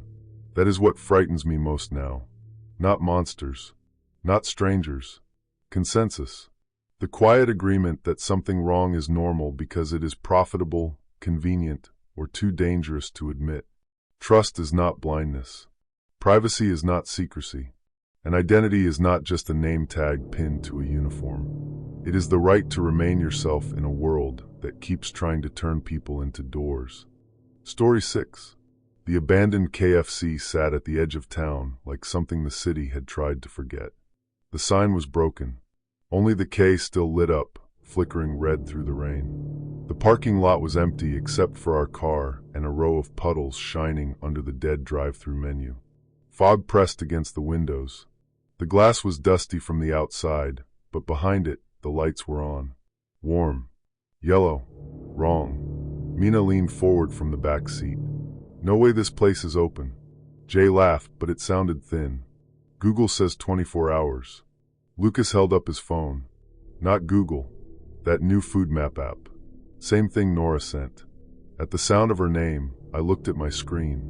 Nora had texted 10 minutes earlier. Try the old place near Route 9. Trust me. It's weird, but safe. You need something distracting tonight. Asterisk asterisk. That was Nora's specialty. Knowing exactly what I needed. I had met her 2 weeks earlier in a cafe downtown, the kind with rain-dark windows and soft jazz playing low under the hiss of the espresso machine. I was still recovering from a breakup I couldn't explain without sounding weak. My ex didn't scream. She studied. She knew where to press, when to withdraw, how to make me apologize for being hurt. After it ended, silence became heavy. My apartment felt too large, even though it was only one room above a pharmacy. The fridge hummed all night. Pipes clicked behind the walls. My phone buzzed at strange hours with nothing important. Then Nora appeared. She was calm, attentive, funny in a quiet way. On our first coffee, she said, "You look like someone trying to act less lonely than you are." I should have hated that. Instead, I felt seen. So when she suggested a midnight drive with friends, I said yes. I wanted to believe it was normal. A closed road, rain, bad jokes, greasy food, a life returning to shape. Jay parked near the entrance. The red sign buzzed above us. "Guys," Mina whispered. "The fryer's on." Through the window, behind the counter, golden heat shimmered above the oil. Steam rose from trays of fresh chicken under warming lamps. A man in a red uniform stood by the register, smiling, waiting. Lucas muttered, "That is deeply illegal." Jay grinned too hard. "Or deeply delicious." We got out. Rain hit my face cold and sharp. The asphalt smelled like oil, wet concrete, and old leaves. Somewhere in the dark, a truck passed on the highway, its sound swallowed quickly by fog. The door opened before we touched it. A little bell rang. Inside, the restaurant was spotless. Too spotless. The tables shone. The floor was freshly mopped. The soda machine hummed. A radio near the kitchen played soft jazz, the kind Nora liked. The employee looked at us like we had arrived for a reservation. "We've been expecting you," he said. Nobody laughed. He was maybe 30. Pale eyes. Neat hair. Name tag that said Mason. Jay stepped forward. "You're open?" Mason's smile didn't change. "For you, yes." Mina looked at me. I looked away. Maybe he meant late customers.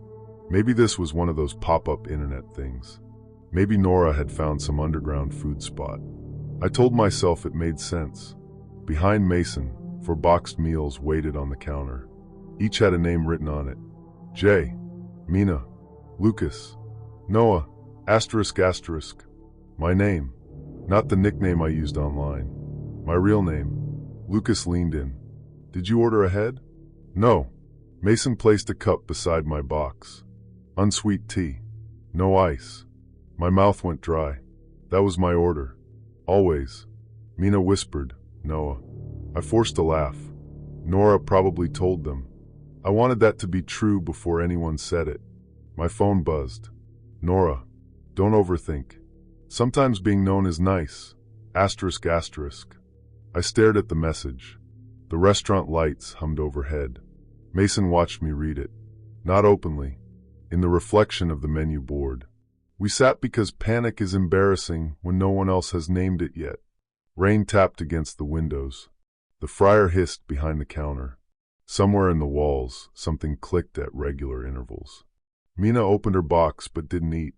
Jay did, because Jay always turned fear into performance. "Okay," he said. "Creepy but hot." Lucas was looking at the ceiling. "What are those?" Small black domes sat in the corners. "Security cameras," Mason said from the counter. Lucas frowned. "That many? We like everyone to feel safe." The word safe landed strangely, like it had been placed there. My phone buzzed again. An email this time. No subject. Attached was a voice note. I pressed play before thinking. My own voice came through. Soft. Tired. "I'm fine. I just need one normal night. I froze. I had said that. Not tonight. 3 weeks ago. In my apartment. Alone. Crying into the dark after my ex posted photos with someone new. I had said it to no one. Mina grabbed my wrist. Turn that off. The voice note continued. Nora's voice followed mine. This is your normal night, Noah. I looked at Mason. He smiled gently. Food gets cold. Jay stood. We're leaving. No one argued. We pushed out into the rain, ran to the car, slammed the doors. Jay reversed hard, tires hissing through puddles. The broken red K shrank behind us. For 5 minutes, no one spoke. The road bent through fog and dark trees. My phone showed no signal. Lucas's map spun in circles. Then Mina said, "That's impossible." Ahead of us, red light flickered. The broken K. Same parking lot. Same dead drive-thru menu. Same warm windows. Jay stopped the car in the middle of the road. No. He turned around. We drove the other direction. Fog thickened. The road narrowed. A detour sign pointed left. Another sign, Route 9 closed. Jay followed the only open lane. 7 minutes later, we were back in front of the restaurant. This time, Mason stood outside under the awning. No umbrella. No expression except that patient smile. My phone buzzed though it had no signal. Nora, you always run when you start to feel understood. My stomach turned. How does she know? Mina whispered. I didn't answer, because I was remembering things. Nora knowing my cafe order. Nora calling me Noe once, the childhood nickname only my mother used. Nora recommending the same jazz song my ex used to play during arguments, when she wanted the room to feel calm while she destroyed me. I had asked, how did you find this song? Nora had smiled. You seem like someone who likes sad brass. I believed her because I needed to. Maybe I was overthinking. Maybe. Lucas was shaking his phone near the window. No service. But something is connected. What? Wi-Fi. Open network. The name was welcome_back_Noah. Jay swore under his breath. Then every phone in the car buzzed at once. A live stream link. Thousands of viewers. The title, For Friends Find the KFC That Doesn't Let You Leave. For a moment, none of us moved. Then Lucas opened it. The stream showed our car from above. Live. Chat messages poured down the side. Noah looks scared again. Make them go back inside. Mason is too calm, lol. Ask him about the ex. My chest tightened until breathing felt mechanical. This isn't a prank, Mina said. Jay locked the doors. From the restaurant speakers outside, soft jazz began playing. Nora's favorite song. Then Mason lifted one hand and tapped his ear. A hidden earpiece. He spoke, but his voice came through Jay's car speakers. Fear feels bigger when you pretend it's random. Jay yanked at the volume knob. It didn't stop. Mason continued, calm and intimate. You were chosen because you wanted a witness, Noah. That's not shameful. Everyone wants someone to notice where they hurt. Mina whispered, don't listen. But his voice was inside the car. Inside me. You told Nora you didn't know who you were after her. That was honest. Beautiful even. I felt my friends turn toward me. I had told Nora that in a private voice note. At 1:38 a.m. In my kitchen, with the refrigerator humming behind me. Lucas held up the phone showing the live stream. The chat was moving too fast to read. Then one message froze on screen, highlighted in red. Bring them to window 2. Mason walked slowly toward the car. Jay put it in reverse. The engine revved. A white van pulled across the road behind us, blocking the exit. Another set of headlights appeared ahead. Not supernatural. Worse. Organized. Jay turned the wheel and drove over the curb, across wet grass, past the drive-thru lane. Branches scratched the doors. Mina called emergency services, shouting our location, but the call failed twice before connecting. Stay on the line, the dispatcher said. The voice sounded distant. Human. Real. I nearly cried. Jay drove toward a service road behind the restaurant. A metal gate blocked it, but it wasn't fully closed. He hit it hard enough to bend it open. The car scraped through. Behind us, Mason's voice returned through the speakers. "You're making this uglier than it needs to be." That was exactly what my ex used to say. Exactly. Not similar. Exact. I understood then. This had not started with Nora. It started months earlier, with my posts, my breakup videos, my deleted dating profile, my location tags, my sad little attempts to be visible without begging. Nora had not found me. She had selected me. The service road led to an industrial strip. Real streetlights. Real traffic. A gas station glowing blue and white through the rain.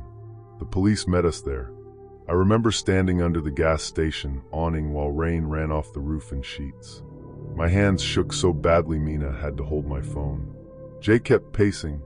Lucas kept saying, "They were watching us eat," like the sentence had broken inside him. Officers raided the restaurant 40 minutes later. It had never been open. The franchise had closed 8 years before. Someone had rented the property under a shell company, restored the kitchen enough to fake service, and wired the entire building with cameras, microphones, speakers, and remote door controls. The roads leading back were staged through fake navigation pins, temporary detour signs, blocked exits, and panic. We had been guided in circles through private service roads and fog-dark lanes while the stream watched. Mason was arrested in the parking lot. His real name was Adrian Voss. He was not the mastermind. Nora was. Except Nora wasn't Nora. Her name was Elise Carden, and she ran a private horror livestream channel hidden behind invite-only forums, crypto payments, and fake accounts. Multiple victims, multiple staged locations. People chosen because they were isolated, emotionally exposed, and easy to study. She built intimacy first, then fear. The police found folders on her laptop. My name had won.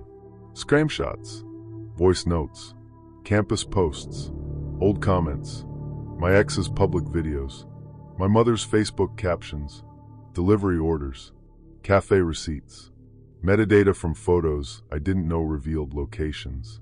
There was even a document titled, "Noah, Trust Triggers." Under it were phrases, "You're safe. You're not crazy. I understand. You don't have to explain." The worst part was not that she scared me. It was that she knew how to comfort me. They arrested Elise 2 days later in a short-term rental downtown. The detective told me she had been watching the police search from another livestream angle when they found her. Of course she was. People like that do not just want control. They want an audience for it. I saw her once after that, outside the courthouse months later. No rain that day. Just gray sky and cold wind moving between buildings. She looked ordinary, smaller than the version of her in my head. Brown coat, clean shoes, calm eyes. She didn't speak to me. She only smiled, like we still shared something, like being watched had made me hers. I looked away first. I hated that, but I survived. That matters too. Now I live in a quieter place. No public profiles, no location tags, no dating apps for now. I check reflections in cafe windows. I notice cameras in corners. I listen when a room feels wrong. Sometimes rain still brings it back. The broken red sign, the fryer hiss, the warm food waiting under lights. Mason saying, "We've been expecting you." People think horror begins when something impossible happens, but real horror is often possible. Documented, streamed, monetized. It wears a soft voice. It sends good morning texts. It remembers your order. It studies your pain until it can speak your language better than you can. I used to think being known was the opposite of being alone. Now I know being known is not always love. Sometimes it is surveillance with better manners. Trust is not proof that someone understands you. Privacy is not proof that you are hiding something. And a boundary is not a locked door because you hate the world. It is a light left on inside yourself. A small, stubborn warning that some people do not enter because they care. They enter because they have been watching long enough to know exactly when you stop guarding the door. Story 7. I started working nights at Colonel Finch's Fried Chicken because I needed a place that smelled nothing like home. Home had smelled like lavender detergent, cheap wine, and the aftershave Daniel wore when he wanted forgiveness. The restaurant smelled like fryer oil, bleach, pepper, wet cardboard, and old electricity. It was easier. I had moved across the city after the breakup. Not far enough to feel brave, just far enough to pretend I had chosen silence. My apartment was above a closed pharmacy with a green neon cross that flickered all night through my blinds. Rain tapped the windows. Pipes clicked in the walls. My refrigerator hummed like something trying not to be noticed. At night, my phone buzzed with nothing. Old fear does that. It invents messages. It remembers footsteps. The manager at Colonel Finch's was named Marlowe. He was neat, calm, and tired in a permanent way. He hired me after asking 3 questions. Can you work nights? Yes. Can you handle being alone? I'm used to it. His eyes paused on me. Then he said, that's not always a good thing. I wanted to like him for noticing. On my 2nd week, he sent me to the basement for receipt paper. The stairs were behind the freezer, narrow and damp, smelling of dust and old grease. Fluorescent lights buzzed overhead. Every step made the metal railing tremble under my palm. Downstairs, shelves held broken chairs, holiday banners, cracked trays, and boxes of uniforms from years before. Then I saw the mascot suit. It stood in the corner under a sheet of plastic. A white-haired colonel costume. Big smiling head. Red bow tie. White jacket. Oversized hands folded politely at its stomach. It looked cheerful in the way dead things sometimes do. I touched the plastic. Behind me, Marlowe said, don't. I turned so fast I hit the shelf. He stood at the bottom of the stairs, face unreadable. Sorry, I said. I was just. Don't touch it. His voice was quiet, not angry. Final. What is it? Old promotion equipment. Why keep it? Corporate keeps everything. He looked at the suit, then back at me. Receipt paper is on the 2nd shelf. I told myself it made sense. Old costume. Weird manager. Bad lighting. Maybe I was overthinking. That night, after closing, I found the suit upstairs. It stood beside the soda machine. Plastic smile. White gloves. Black shoes pointed toward the counter. I froze with a wet rag in my hand. The dining room lights reflected in the windows, turning the restaurant into a dark duplicate of itself. Outside, rain moved through neon puddles. A bus sighed at the curb and pulled away. Marlowe. No answer. The freezer hummed behind me. I backed into the office. Marlowe was counting cash. The suit, I said. His hand stopped over the drawer. What about it? It's upstairs. He closed his eyes. Just for a second. Then he walked past me without speaking. When we reached the dining room, the suit was gone. Only a damp mark remained on the tile, like someone had stood there after coming in from the rain. Marlowe looked at me. You didn't move it? No. He nodded slowly. Go home, Eli. I did, but I didn't sleep. At 2:43 a.m., my phone buzzed. A dating app notification. I had downloaded it during a weak hour and forgotten about it. Rowan liked your profile. His picture showed him in a cafe window, rain behind him, face half lit by a laptop. He looked safe in a way I no longer trusted. His first message said, "You look like someone who checks exits before sitting down." I stared at it, then typed, "That obvious?" He replied, "Only to people who do the same." I wanted to believe that. So I did. Rowan became part of my nights. During slow hours, my phone would buzz in my apron pocket. He asked careful questions. What time I walked home, whether I took the main road or the alley, which song played in the restaurant after midnight, whether I still flinched when someone said my full name. I asked how he knew I hated my full name. He sent a voice note. Low voice. Warm. Almost sleepy. You told me, Eli. I had not. Only Daniel called me Elias when he wanted control. I stared at the fryer baskets trembling in hot oil. Maybe I had typed it without thinking. Maybe I was tired. Maybe I wanted one gentle thing so badly I ignored the shape of the hook. The suit appeared again 3 nights later. Not in the dining room. On camera. I was in the office with Marlowe after close when the security monitor flickered. Kitchen. Drive-thru. Lobby. Back door. In camera 4, I stood alone at the prep counter, slicing open sauce packets. Behind me stood the colonel, still, smiling, watching. I looked at the live kitchen through the office door. Nothing there. On the monitor, the suit lifted one white-gloved hand. Slowly, Marlowe unplugged the screen. The office went silent except for the rain and the small electric buzz of the receipt printer. "What is happening?" I asked. Marlowe rubbed his face. "Someone's messing with old footage." "Who?" He didn't answer. The next morning, I searched staff names online.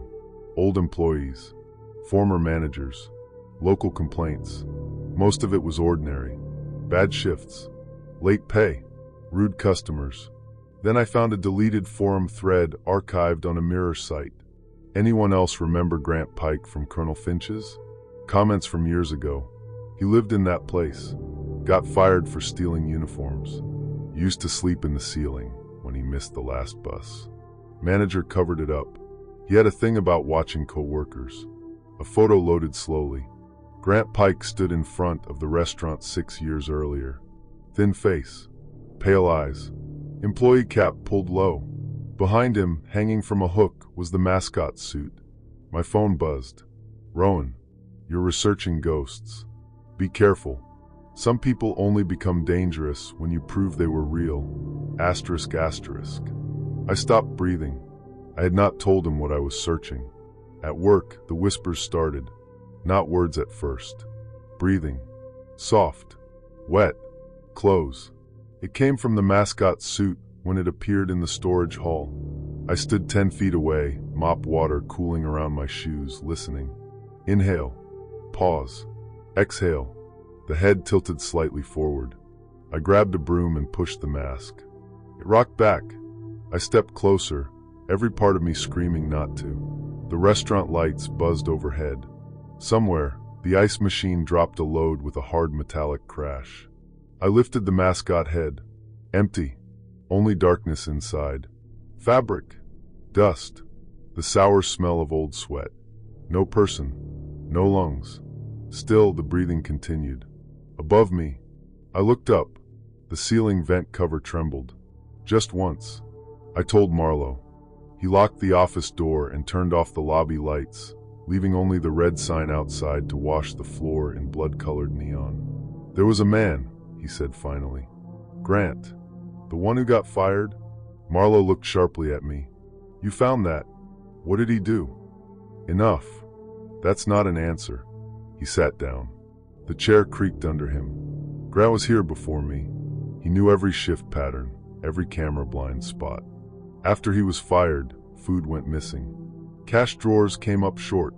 Employees felt watched. "And you didn't call police?" "We did. They found nothing. But he came back." Marlowe stared at the dead monitor. "I think he never fully left." My phone buzzed again. Unknown number this time. A voice note.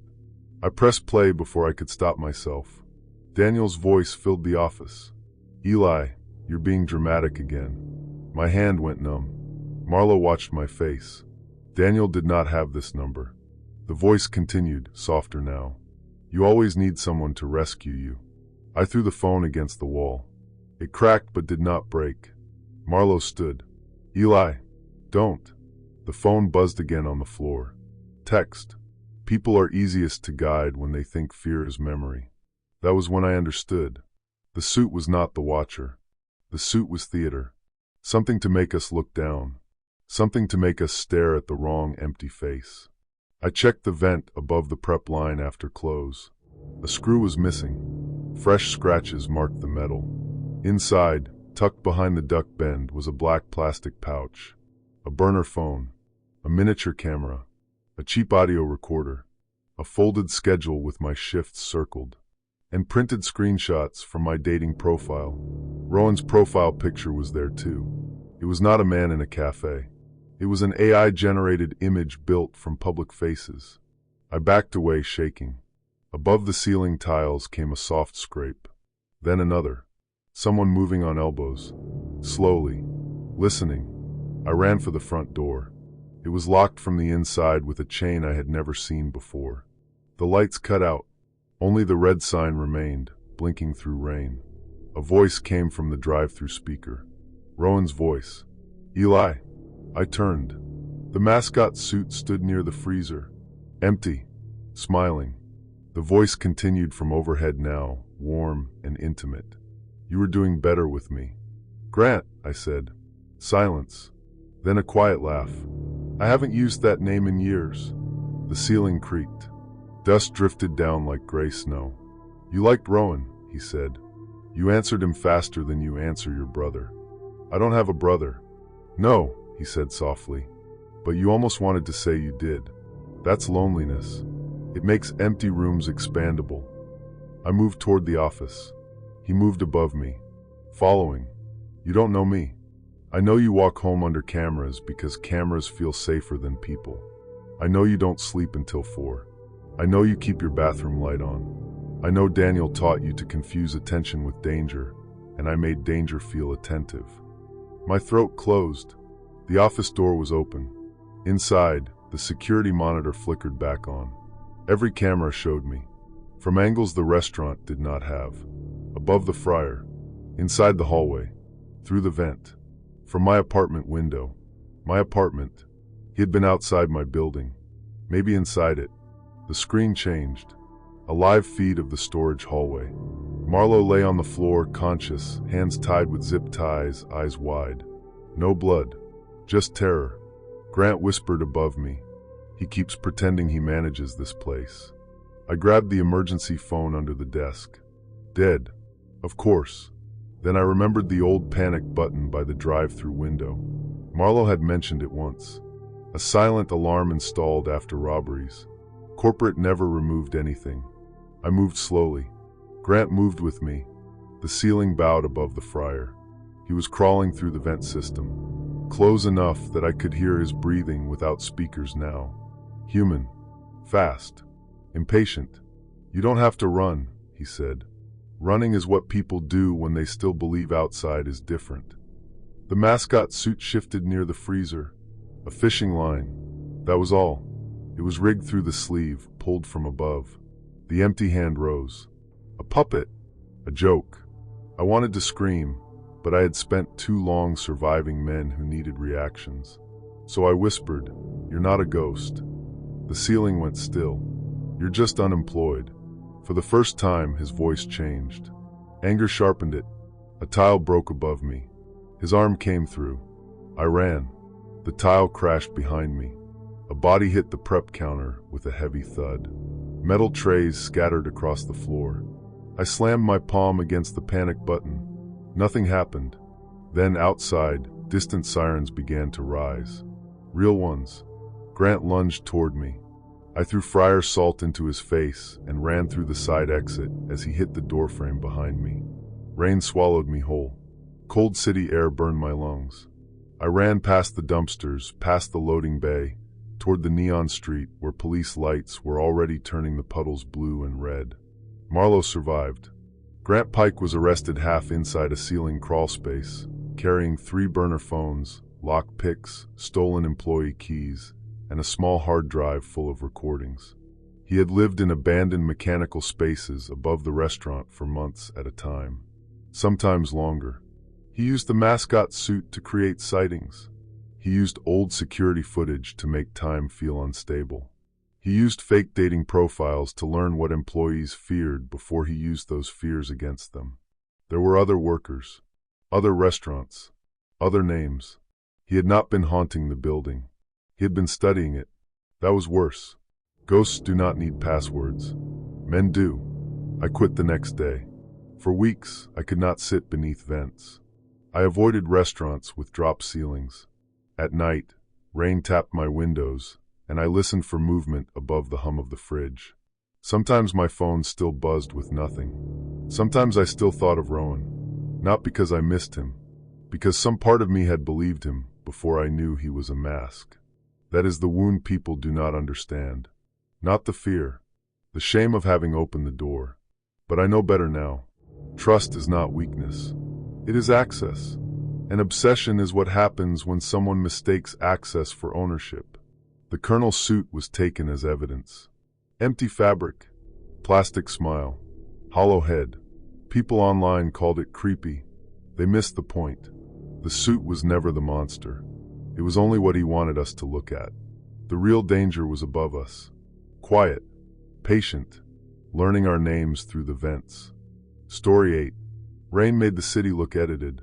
That was what I used to think during late shifts, driving through wet streets with fast food cooling in the passenger seat, and my phone glowing on the dashboard like a small, demanding moon. Neon signs broke apart in puddles. Red, blue, white, KFC buckets, pharmacy crosses, motel vacancy lights. Everything reflected. Nothing stayed whole. I had moved to Halford for college after my breakup with Callum, though breakup was too clean a word for what he did. He didn't leave all at once. He left in pieces while teaching me every piece was my fault. Too emotional, too suspicious, too needy. By the end, I needed proof for my own feelings. Screenshots, dates, exact words. Even then I doubted myself. So I transferred schools, rented a studio above a dry cleaner, and started delivering food at night because silence was worse than exhaustion. My apartment had thin walls and a refrigerator that hummed like a trapped insect. A man across the hall played soft jazz after midnight. The radiator clicked. Pipes breathed. My phone buzzed with orders, emails, dating app matches I never answered. I told myself I was rebuilding. Mostly I was hiding in motion. The wrong delivery came in at 12:38 a.m. KFC. 8-piece bucket. 2 mashed potatoes. For biscuits. Large coleslaw. No drink. The address was on Briar Lane, a part of the city where old apartment buildings stood shoulder to shoulder like tired men in the rain. Customer name, Mara E. Delivery note, top floor. Leave outside. Don't knock. Don't look through the peephole, asterisk asterisk. I read it twice in the drive-thru line. The worker at the window handed me the sealed bag without looking at me. Grease warmed my lap through the paper. Rain tapped the roof. Somewhere behind the restaurant, a truck reversed with soft, mechanical beeps. Briar Lane was almost empty. Fog moved low between parked cars. The apartment building had no lobby light, no porch light, no life except one yellow window on the top floor. The app said arrived. My phone buzzed. A text through the delivery system. Leave it outside. Don't look through the peephole, asterisk asterisk. I stared at the message, then at the building. The front door was unlocked. Inside, the hallway smelled of mildew, old mail, and cold metal. My shoes squeaked on cracked tile. A light flickered above the stairs, but never fully committed to staying on. First floor. Second. Third. The higher I climbed, the quieter the building became. No televisions. No voices. Only rain against distant windows and my own breathing. Apartment 5C sat at the end of the top hallway. The door was painted dark green. The number hung crooked. A peephole sat at eye level, black and round. I placed the KFC bag on the mat. My phone buzzed again. Thank you, Lena. I froze. My name in the app was El Reyes, not Lena. Only people close to me used Lena. My mother. Callum. Nobody else. I should have left. Instead, I leaned toward the peephole. Just a little. A stupid reflex. A need to know. Before my eye reached the glass, something moved on the other side. A dark pupil filled the peephole from inside. Already watching. Waiting. I stumbled back so hard my shoulder hit the wall. The bag tipped over. Biscuits thudded softly inside. No one opened the door. No one spoke. But through the wood, I heard breathing. Slow. Close. Controlled. I ran down 5 flights without looking behind me. Outside, rain hit my face like thrown gravel. I locked myself in my car and sat there with both hands on the wheel, staring up at the yellow window. My phone buzzed. Delivered? I marked yes. I wanted to believe it was just a strange customer. Maybe an old person. Maybe someone scared. Maybe I was overthinking. I told myself it made sense. That was how I slept in those days, by arranging fear into practical explanations. The next afternoon, I met Julian. He was another driver, sitting at the Blue Cup Cafe near campus, drying his jacket over the back of a chair. I had seen him around pickup counters. Calm face, soft voice. Always tipped his head when people spoke, like their words deserved room. He noticed my hands shaking around my coffee. "Bad shift?" he asked. He almost lied. Instead, I told him about Briar Lane. Not everything, just enough. He listened without interrupting. When I finished, he said, "You're not wrong for being scared." Simple sentence. Clean. I looked at him. He added, "People who've been made to doubt themselves always apologize for alarm bells." That hit too close. I laughed once quietly. "You studying psychology?" "No," he said. "Just people." I wanted that to be comforting. For a while it was. Julian started appearing naturally. At KFC, at late-night cafes, in the driver parking lot behind restaurants. He showed me which apartment buildings had bad elevators, which hotels lied about tips, which streets flooded during storms. He knew the city like a confession. "You shouldn't deliver alone after 1, he told me. "That's when the bonuses start. That's why they start." He smiled gently when he said it. Not controlling. Concerned. I wanted to believe it. The next night, the same order appeared. KFC. 8-piece bucket. 2 mashed potatoes. For biscuits. Large coleslaw. Customer, Marai.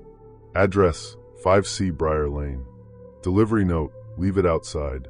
Don't look through the peephole, asterisk asterisk. My thumb hovered over decline. Then the app glitched.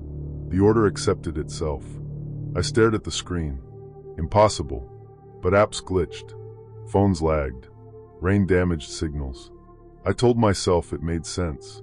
At KFC, Julian was outside under the red neon, smoking though the cigarette seemed mostly for holding. "You got Briar?" he asked. My stomach tightened. "How do you know?" He nodded toward my phone. "You looked like you'd seen a ghost." I showed him the order. His expression darkened. "Cancel it." I tried. It accepted. "Then call support." Support put me on hold for 11 minutes while soft corporate jazz played through the speaker. The KFC bag sat beside me, warm and breathing steam. Finally, the order timer flashed red. Late delivery warning. My rating mattered. My account mattered. Rent mattered. So I drove. This time Julian followed in his car. The building looked worse in the rain. 1 yellow window. Everything else black. "I'll wait outside," he said through my open window. "Call me if anything feels wrong." That should have felt safe. It almost did. Inside, the hallway was colder than before. The stairs creaked under me. Somewhere behind a wall, a pipe knocked 3 times. Apartment 5C waited. The peephole was covered from the inside now. Not dark. Covered. As if someone had placed an eye there and closed it. I set the food down. My phone buzzed. "Good girl. You listen tonight, asterisk asterisk." My skin went cold. Then another message. "Did your mother call you today?" I backed away. Another buzz. "You ignored her again." My mother had called that morning. I had let it ring. No social media post showed that. No app should know that. Unless someone had my notifications. Unless someone had my phone. Downstairs, I heard the building door open. Footsteps entered. Slow. Not Julian's, I told myself. Maybe a tenant. Maybe. The steps began climbing. I ran down, passing a man on the 2nd floor landing. Tall. Hood up. Face angled away. He smelled faintly of rain and cigarette smoke. Outside, Julian stood beside his car, looking at his phone. "You okay?" I nodded, breathless. Someone came in. He looked past me at the building. I didn't see anyone. The top window glowed behind him. Yellow. Patient. After that, the messages followed me, not only through the app. Emails from blank accounts. A voice note from an unknown number. At first, it was static. Then Callum's voice. Soft. Cruel. "You always need someone to rescue you." I dropped the phone on my bed. The hallway light flickered outside my apartment door. The refrigerator hummed. Jazz seeped through the wall, slow and sad. Callum denied sending it. He sounded irritated, then unsettled. "Lena, I haven't contacted you in months." It's your voice. There are AI tools, he said. You know that, right? I did know. Knowing didn't help. A stolen voice still feels like a body entering the room. I changed passwords, turned on two-factor authentication, deleted the dating app, checked my cloud logins. At 2:12 a.m., an email arrived. No subject. Attached was a photo of me sleeping, taken from inside my apartment. My mouth went dry. The angle was from my bookshelf. I tore through the room. Books crashed onto the floor. A mug shattered. My hands shook so badly I could barely move. Behind a framed photo, I found it. A tiny camera. Black. Warm. I called the police. The officer who arrived looked young and tired. But when I showed him the camera, the emails, the delivery messages, his face changed. This is not a prank, he said. Detective Armin took over the next day. He asked about Briar Lane. Mara E. Julian. Callum. My mother. My old accounts. Anyone who knew my routines. Then he said something that made the room tilt. Mara Ellis has been missing for 14 months. He turned his tablet toward me. A woman smiled from a missing person flyer. Brown hair. Narrow face. Kind eyes. Customer name, Mara E. She lived in 5C? I asked. No, he said. She delivered there. The silence after that felt physical. Detective Armin explained carefully. Several drivers had taken late-night orders to Briar Lane over the past year. Some quit suddenly. Some had bank accounts opened in their names. One had student loans redirected. Another had their driver profile duplicated in another state. Identity theft, he said. But personal. Slow. Why food delivery? Drivers carry phones, IDs, addresses, payment information. They're alone. They follow instructions. And they are trained not to question strange doors. Mara Ellis had been the first known victim. Or maybe only the first one reported. Her delivery account was still being used. Not by her. By someone who had access to it. That night, police told me not to work. I worked anyway. Not because I was brave. Because I was angry. Detective Armin had officers nearby. My phone was clean, replaced with a monitored device. Julian texted 3 times asking if I was okay. I didn't answer. At 12:41 a.m., the order appeared again. KFC. Same food. Same address. Same warning. Don't look through the peephole. This time, I accepted on purpose. Rain covered the windshield in silver lines.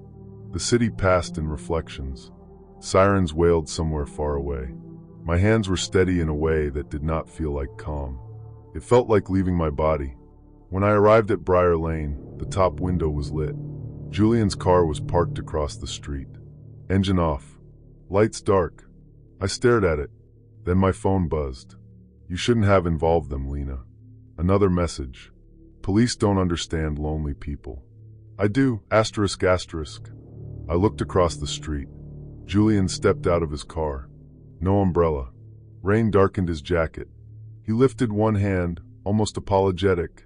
My phone rang. Unknown number. I answered. His voice came through before he spoke across the street. You were easiest when you thought care was rare. I watched his mouth move a second later. The call lagged. A burner phone. A transmitter. Something routed. You're Mara E? I said. No, he answered. Mara was careless. You stole her account. She stopped needing it. His tone was calm. Almost tender. That was what frightened me most. He spoke like we were discussing weather. Not a missing woman. Not cameras. Not my life taken apart and filed. You put a camera in my apartment. I needed to know you were safe. You mean alone? A pause. Rain tapped the roof of my car. Those are often the same thing, he said. Behind him, shadows moved in the fog. Police. He noticed too late. His face changed. Not panic. Disappointment. Like I had failed a test. He backed toward the building. The door opened behind him. For a second, I saw inside the lobby. Dark hallway. Broken tiles. A wall of taped driver badges and printed faces. Then officers came from both sides. Julian Vale, one shouted. Hands where we can see them. He ran. Not far. The alley behind Briar Lane ended at a locked gate. Rain flashed in the police lights. Blue and red strobed across wet brick. He slipped once, caught himself, then stopped. When they brought him past my car, he looked at me through the window. No rage, no pleading, only that same quiet attention, as if he were still learning me. The search of 5C found equipment. Phones, laptops, blank driver bags, fake IDs, copies of licenses photographed through apartment peepholes, small cameras hidden inside delivery mats and hallway smoke detectors. A device fixed behind the peephole pointing outward. When drivers leaned in, it captured their faces at perfect range. Someone looking back, not a ghost, a machine. In the bedroom, police found Mara Ellis's backpack. Her account had become bait. Her name had become a doorbell. They found no body in that apartment. I am grateful for that and haunted by it. Not knowing leaves space for terrible hope. Julian was not his real name. He had used at least 4. He befriended new drivers, learned their habits, helped them stay safe, then used their trust to build better traps. He liked people who had recently moved, people who were lonely, people with damaged confidence and public fragments of private pain. People like me. I stopped delivering after that. I moved into student housing with cameras in the halls and too many people talking at all hours. I hated it at first. Then I realized noise can be a kind of protection. My mother calls now, and I answer when I can. Not always, but more. I still leave one light on. I still check peepholes from the side. I still feel my body tighten when my phone buzzes after midnight. Some fears do not leave. They become architecture. But I survived. That matters. I think often about trust now, how it is not the same as comfort. Comfort can be studied. Kindness can be performed. A stranger can learn your favorite coffee, your mother's ringtone, the street you take home in rain. They can collect the pieces you left online and call it intimacy. But being known is not being loved. Sometimes it is only being mapped. Privacy is the right to remain unfinished in someone else's mind. A boundary is not a wall. It is a door with your hand on the lock. And the most dangerous people are not always the ones who force their way in. Sometimes they arrive with warm food, a soft voice, and perfect concern. Sometimes they wait behind the peephole, already looking back. Story 9. The first message printed under my fries. Not on the screen. Not in an email. Not inside some dark corner of the internet. On a KFC receipt. I had gone there because it was raining and because my apartment felt too quiet. That was the truth. After the breakup, silence had become physical. It sat beside me on the couch. It followed me into the kitchen. It waited in the bathroom mirror while I brushed my teeth and tried not to look like someone who had been slowly emptied. I was 17, new to the city, and living with my aunt above a laundromat that hummed all night. The dryers turned beneath my floor like tired planets. Across the street, a cafe played soft jazz until closing. The trumpet slipped through the rain in neon, thin and sad. I liked sad music. It never asked me to explain myself. That Friday night, the KFC on Bellwether Avenue glowed red through the fog. Cars moved past in wet streaks. The windows were steamed from inside. I ordered a small meal. The cashier, a bored guy with tired eyes, handed me the receipt without looking at it. I almost threw it away. Then I saw the words at the bottom. Not the survey code, not the total. A line of black text, printed cleanly beneath everything else. Do not go home yet. I stared at it. Behind me, the soda machine hissed. Someone laughed near the back. Rain tapped the glass like fingernails. Problem? The cashier asked. I turned the receipt around. He squinted. Printer's messed up again. Again? He shrugged. It prints weird stuff sometimes. I wanted that to be enough. A broken printer. A glitch. A stupid coincidence. So I sat by the window and ate slowly while the neon sign reflected across my tray in red, broken letters. Outside, a red car idled by the curb. I noticed it because of the receipt. Then I hated myself for noticing. Maybe I was overthinking. At 9:41, my phone buzzed. A message from Nora. I had met her 2 weeks earlier in a local writing group. She was calm in a way that felt almost medicinal. Dark coat, soft voice, careful eyes. She listened without rushing me. That was rare. Nora asterisk still out? I typed back. Me asterisk KFC. Avoiding home. Nora asterisk stay a little longer. My fingers paused. Me asterisk why? 3 dots. Then, Nora asterisk rain's bad. Also, you get anxious after being alone too long. I stared at the message. I had told her that once maybe. Or maybe I had not. I wanted to believe it was kindness. I told myself it made sense. When I finally left, the red car pulled away from the curb. Slowly. Not dramatic. Not like a movie. Just enough to stay behind me. I crossed 2 streets, then 3. The car followed. My heart began to count itself. At the corner store, I ducked inside and waited between shelves of instant noodles and cheap umbrellas. The red car passed, then stopped half a block away.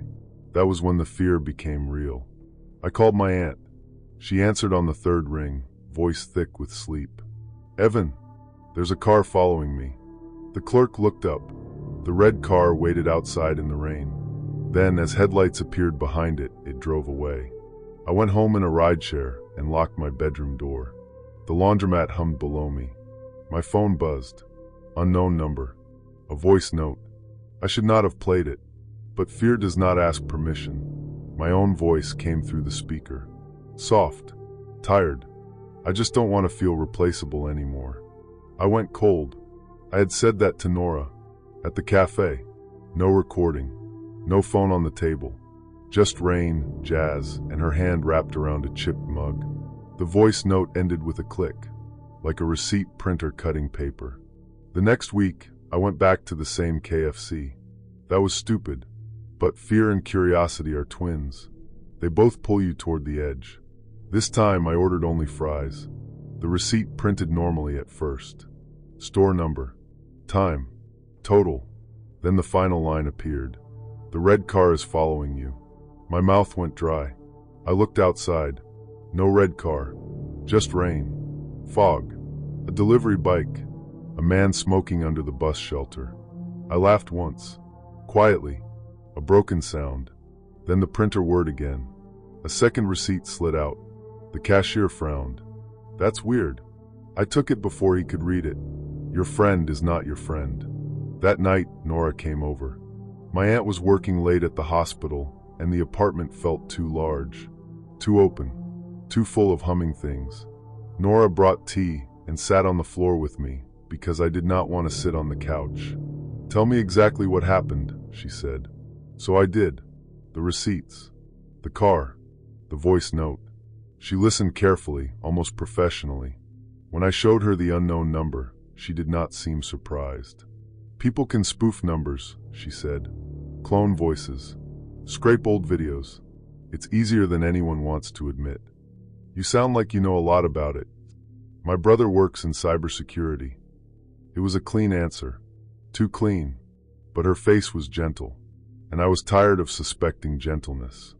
I feel crazy, I said. You're not crazy, she said. You're being made to doubt your own pattern recognition. That sentence stayed in the room after she left.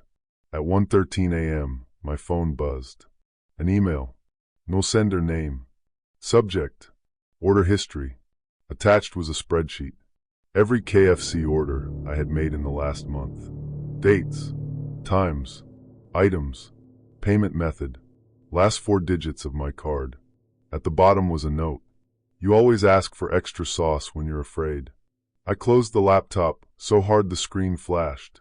Rain tapped the window. The dryers below shifted into a heavy spin cycle. My room trembled. The next receipt saved my life. It was Monday, not Friday. I had gone to KFC after school because Nora said public places were safest. The restaurant smelled like oil and wet jackets. A man in a red cap sat near the door, watching videos without headphones. I ordered water. Just water. The cashier printed the receipt and blinked. This time, the message was longer. Do not take the bus at 6:20. Wait inside, ***. I looked at the clock. 6:14. Outside, the bus stop glowed blue in the rain. I could see my reflection in the window. Pale face. Hood up. Eyes too wide. I stayed. At 6:20, a delivery van lost control on the wet road and jumped the curb near the bus shelter. No one died, but the glass wall shattered inward. People screamed.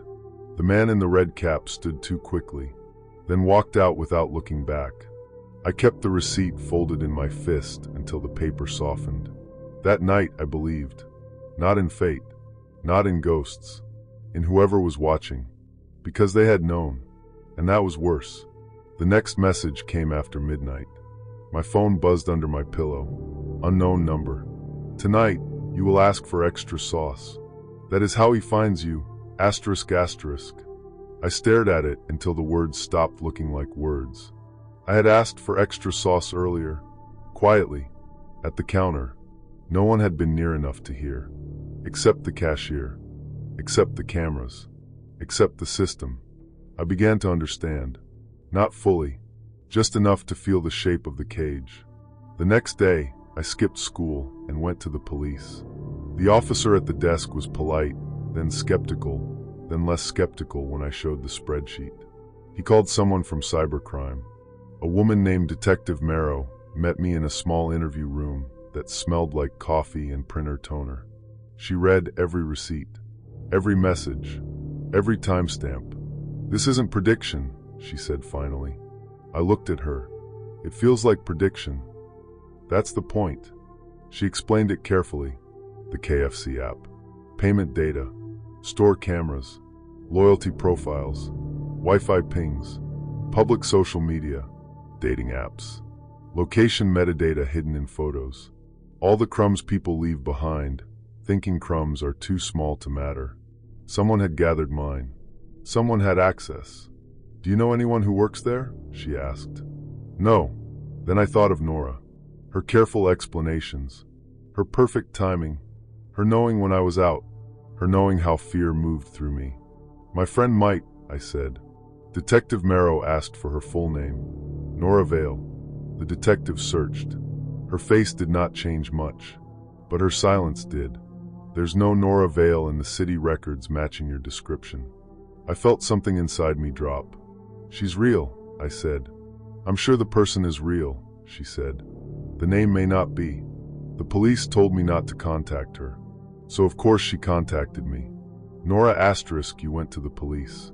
I was sitting in the back of Detective Marrow's unmarked car when the message came. The city outside was silver with rain. Me asterisk, how do you know? Nora asterisk, because you needed someone official to tell you fear is allowed. I showed the detective. She read it once. "Ask where she is." I typed with shaking hands. "Me asterisk, I need to see you." The reply came almost instantly. Nora asterisk KFC. 9:30, ask for extra sauce. Detective Marrow looked at the screen. "Good," she said. "Now we control the room." But we did not. Not completely. At 9:30, the KFC lights buzzed over wet tile. The restaurant was nearly empty. Rain crawled down the windows. A soft pop song played from a speaker, too cheerful for the air. Detectives sat in plain clothes. A technician watched the receipt printer. I ordered fries, then forced myself to say it. "Extra sauce, please." The cashier nodded. The printer whirred. The receipt came out. No total. No items. Just one line. "Evan, look at the window." I looked. Nora stood outside under the red glow of the sign. Only she was not Nora. Not really. Her hair was pulled back. Her expression was empty of softness. She held a phone in one hand. Beside her stood the man in the red cap. He was older than I had thought. 30s maybe. Thin face. Calm eyes. He looked at me through the glass and smiled. My phone rang. Unknown number. Detective Marrow nodded once. I answered on speaker. The man's voice came through. Warm. Educated. Almost kind. "You were never in danger from the receipts, Evan." I said nothing. "You were in danger from ignoring them." Nora watched me without blinking. "Who are you?" I asked. "A person who noticed how predictable people become when they're lonely." His voice was soft. That made it worse. You hacked the store. I worked there, he said. Long enough to understand the system. Long enough to understand hunger. The detectives began moving. Slowly. He saw them. Of course he saw them. Not food, he continued. Attention. Rescue. The need to believe someone is watching for a good reason. Nora looked away. That was the first crack. He kept speaking. You wanted a warning. Everyone does. A message from the universe saying, don't go home, don't trust her, wait 5 minutes, turn left. So I gave you one. You caused the danger, I said. A pause. Then a small sigh. You're learning. The red-capped man stepped backward. Nora stayed. Detectives rushed the door. He ran into the rain. Nora did not. She entered the restaurant with both hands visible and sat down across from me, like we were still friends in a cafe. Her eyes were wet. My name is Maya, she said. The police moved around us, fast and quiet. Who is he? I asked. Simon Keller, she said. Former employee. Former everything. Her voice shook. He finds people through breakup posts, moving announcements, sad comments, dating apps. He builds a profile. Then he creates someone safe. You. She nodded. He told me it was research at first. Social engineering. Content. Then he started choosing people who looked breakable. I hated that word, because it was accurate enough to hurt. Outside, sirens grew closer. The rain turned the windows into moving mirrors. They caught Simon 2 blocks away near the alley behind the laundromat. In his backpack, police found burner phones, cloned access cards, a portable receipt printer, and a laptop logged into a hacked internal dashboard. Not magic, not prophecy, just surveillance arranged like fate. On the laptop were folders, names, photos, orders, messages, scripts. Mine was labeled Evan/responsive to protection/recent breakup/high trust after warning event. The accident at the bus stop was not random. Simon had tracked a reckless driver he knew past that intersection after shifts. He had not saved me from death. He had positioned me near danger, then pulled me back just in time to make himself necessary. That was his art. Control disguised as rescue. Maya was arrested too, though she helped after. She gave them passwords, names, servers, other victims. I did not ask if she had ever cared about me. I was afraid of both answers. Months later, I still check receipts before throwing them away. Coffee, groceries, gas station gum. My eyes go straight to the bottom, searching for a message that is not there. The laundromat still hums beneath my floor. The cafe still plays jazz when it rains. Neon still reflects in the window and makes the city look like it is bleeding light. People say I survived. They are right, but survival is not the same as returning. I no longer believe attention is proof of care. I no longer confuse being watched with being protected. There are people who study your wounds not to heal them, but to find the easiest door. They learn your habits, your fears, your favorite order, the hour you feel weakest. Then they call it understanding. Privacy is not paranoia. A boundary is not a wall. And safety, real safety, does not arrive as a warning printed by someone who already knows too much. Sometimes the most frightening thing is not that a stranger can predict you. It is that, given enough access, enough data, enough patience, they can make you predictable, then convince you it was destiny. Story 10. Mr. Hale arrived on a Tuesday night during rain. Not the dramatic kind, just thin, patient rain that made the parking lot shine black under the KFC sign. Red neon trembled in the puddles. Cars hissed past the drive-thru speaker. The fryers breathed hot oil into the air. I was wiping tables when he walked in. Dark coat, silver tie, polished shoes without a drop of mud. He looked like a man who had never rushed for anything. "Good evening," he said. His voice was soft, not warm, soft. Our old manager, Brenda, had quit the week before. No warning, no goodbye. One day her locker had photos of her kids taped inside. The next day it was empty, clean, and smelling faintly of bleach. Corporate said she had moved on. People move on all the time. That was what I told myself. I needed this job. I had just left my boyfriend, just moved into a studio apartment above a closed laundromat, just learned how loud silence could be when nobody was texting to ask where I was. At night, my refrigerator hummed. Pipes knocked in the walls. Music leaked through the ceiling from a neighbor who played soft jazz until 2 a.m. I was trying to rebuild myself in small, ugly pieces. Work helped. Clock in. Smile. Take orders. Bag chicken. Mop floors. Routine was a railing in the dark. Mr. Hale stood beneath the fluorescent lights and looked at each of us like he was reading labels. "Maya," he said when he reached me. I blinked. "You know my name?" He smiled. Good managers learn before they lead. That sounded reasonable. That was the first mistake. He fixed everything. Within 2 weeks, drive-thru times improved. Complaints dropped. The soda machine stopped breaking. Customers left glowing reviews with words like clean, friendly, efficient. Employees stopped quitting, or that was what the schedule made it look like. The first person to disappear from it was Tasha. She had worked closing shifts with me and hated Mr. Hale immediately. "He watches too much," she whispered one night while rain tapped against the front windows. Mr. Hale stood in the office behind the glass, hands folded, face lit blue by the security monitors. "He's a manager," I said. "No," Tasha said. "He's inventorying us." The next morning, her name was gone from the schedule. Her locker was empty. Her phone went straight to voicemail. Her Instagram stopped updating. When I asked Mr. Hale, he looked almost sad. "Tasha requested separation," he said. "That doesn't sound like her. People are larger than the version we know at work." It was a beautiful sentence. I hated how easily it ended the conversation. A new assistant manager started that week. Evan. He had soft brown eyes, a quiet laugh, and hands that moved carefully around people. He brought me coffee on my break and sat with me near the back door while the alley fogged with rain. "You look like you listen for footsteps," he said. My hand tightened around the cup. "Sorry," he said quickly. "That was too personal." "It's fine."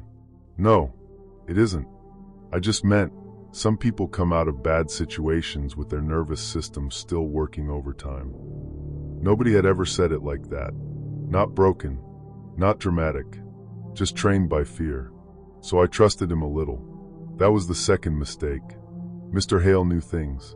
Small things first. He knew I preferred morning shifts, even though I never asked. He knew I hated customers standing behind me. He knew I used cinnamon in coffee. Then he knew bigger things. One night, after a man shouted at me over missing sauce, Mr. Hale appeared beside the register and said, "Maya responds better to calm voices." The customer quieted. I should have been grateful. Instead, I felt exposed. Later, in the office, Mr. Hale handed me a printed incident report. "I understand emotional triggers," he said. The word triggers sounded clinical in his mouth. "How?" I asked. He tilted his head. "Your emergency contact form, your availability notes, your interview responses, patterns. I never wrote that down." "No," he said. "Just that." "No." A word shaped like a hook. I told myself it made sense. Maybe I had mentioned something to Evan. Maybe I was overthinking. Maybe fear was making patterns where there were only coincidences. Then Luis disappeared. He had complained about missing overtime. He said payroll had shaved 6 hours off his check. He said he was going to call the labor board. The next day his locker was empty. His final paycheck was marked collected by someone named Daniel Reed. Nobody knew Daniel Reed. Mr. Hale said, "Luis chose discretion." Evan said, "Sometimes people get scared and leave before things get worse." The way he said worse made the fryer hiss seem louder. My phone started buzzing late at night. Unknown numbers. No messages at first. Just calls at 1:13 a.m. or 2:06 a.m. Then emails. Subject lines with my old nickname. Mimi. Only my mother called me that. And my ex, when he wanted to sound gentle after being cruel. One email had no body. Only an attachment. A voice note.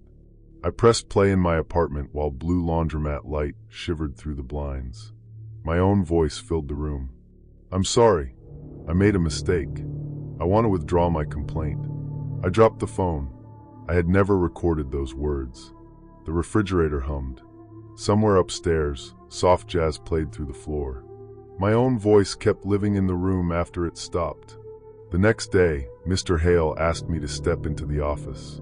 You seem tired. I'm fine. People say that when they are negotiating with panic. He sat behind the desk. The security monitors glowed behind him. Counter, kitchen, freezer, parking lot, alley, my apartment building. I stopped breathing. It was only for a second. A camera angle from across the street. Grainy, distant, but clear enough to show the laundromat sign below my window. Mr. Hale noticed me noticing. That feed is from a traffic camera, he said calmly. Public infrastructure is more public than people realize. Why is it on your screen? To protect staff. He folded his hands. You live alone, Maya. Late shifts can be unsafe.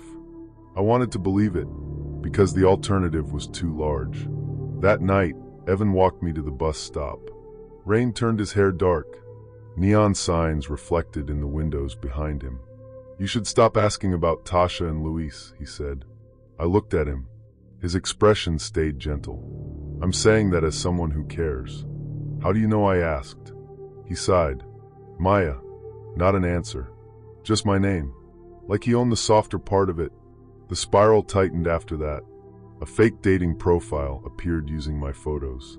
Old photos. Ones I had deleted years ago. A customer came in and called me Mimi. Then apologized, confused, saying someone online had told him that was my name. My bank app alerted a login attempt. My social media recovery email changed and changed back. Someone sent my landlord a complaint about unstable behavior. Someone sent corporate a voice note of me saying I hated my job. It sounded real. It was not real. AI had learned my fear and started speaking with my mouth. I stopped sleeping. At work, Mr. Hale became kinder. That was worse. He scheduled me fewer nights. He corrected customers before they raised their voices. He praised me in meetings. You are resilient, he said once. I said nothing. Resilience is valuable, he added, but only when guided.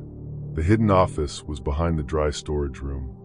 I found it because the wall made a different sound when I leaned against it during a break. Hollow. A metal shelf hid a keypad. The code was not hard. Managers are predictable when they think workers are invisible. Inside, there was no desk at first. Just filing cabinets. A printer. A shredder. A humming server tower. The air smelled like warm plastic and paper dust. Then I saw the walls. Printed profiles.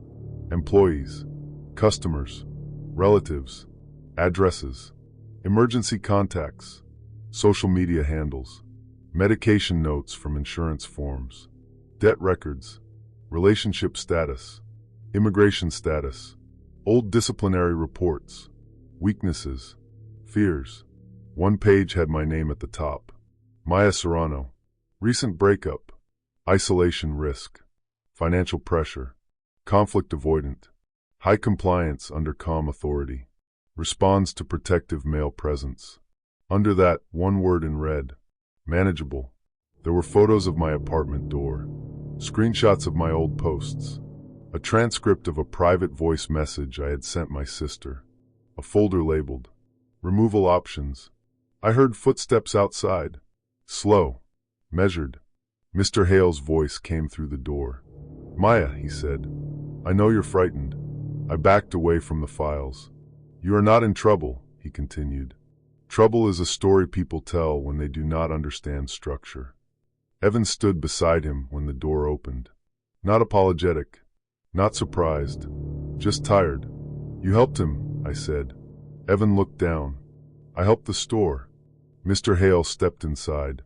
The store is not a place, he said. It is a system. Systems remove threats. Tasha? Signed a settlement. Luis? Accepted relocation. The final checks? Authorized representatives. You forged them. He smiled faintly. That is an emotional word. I had already pressed send. Every photo.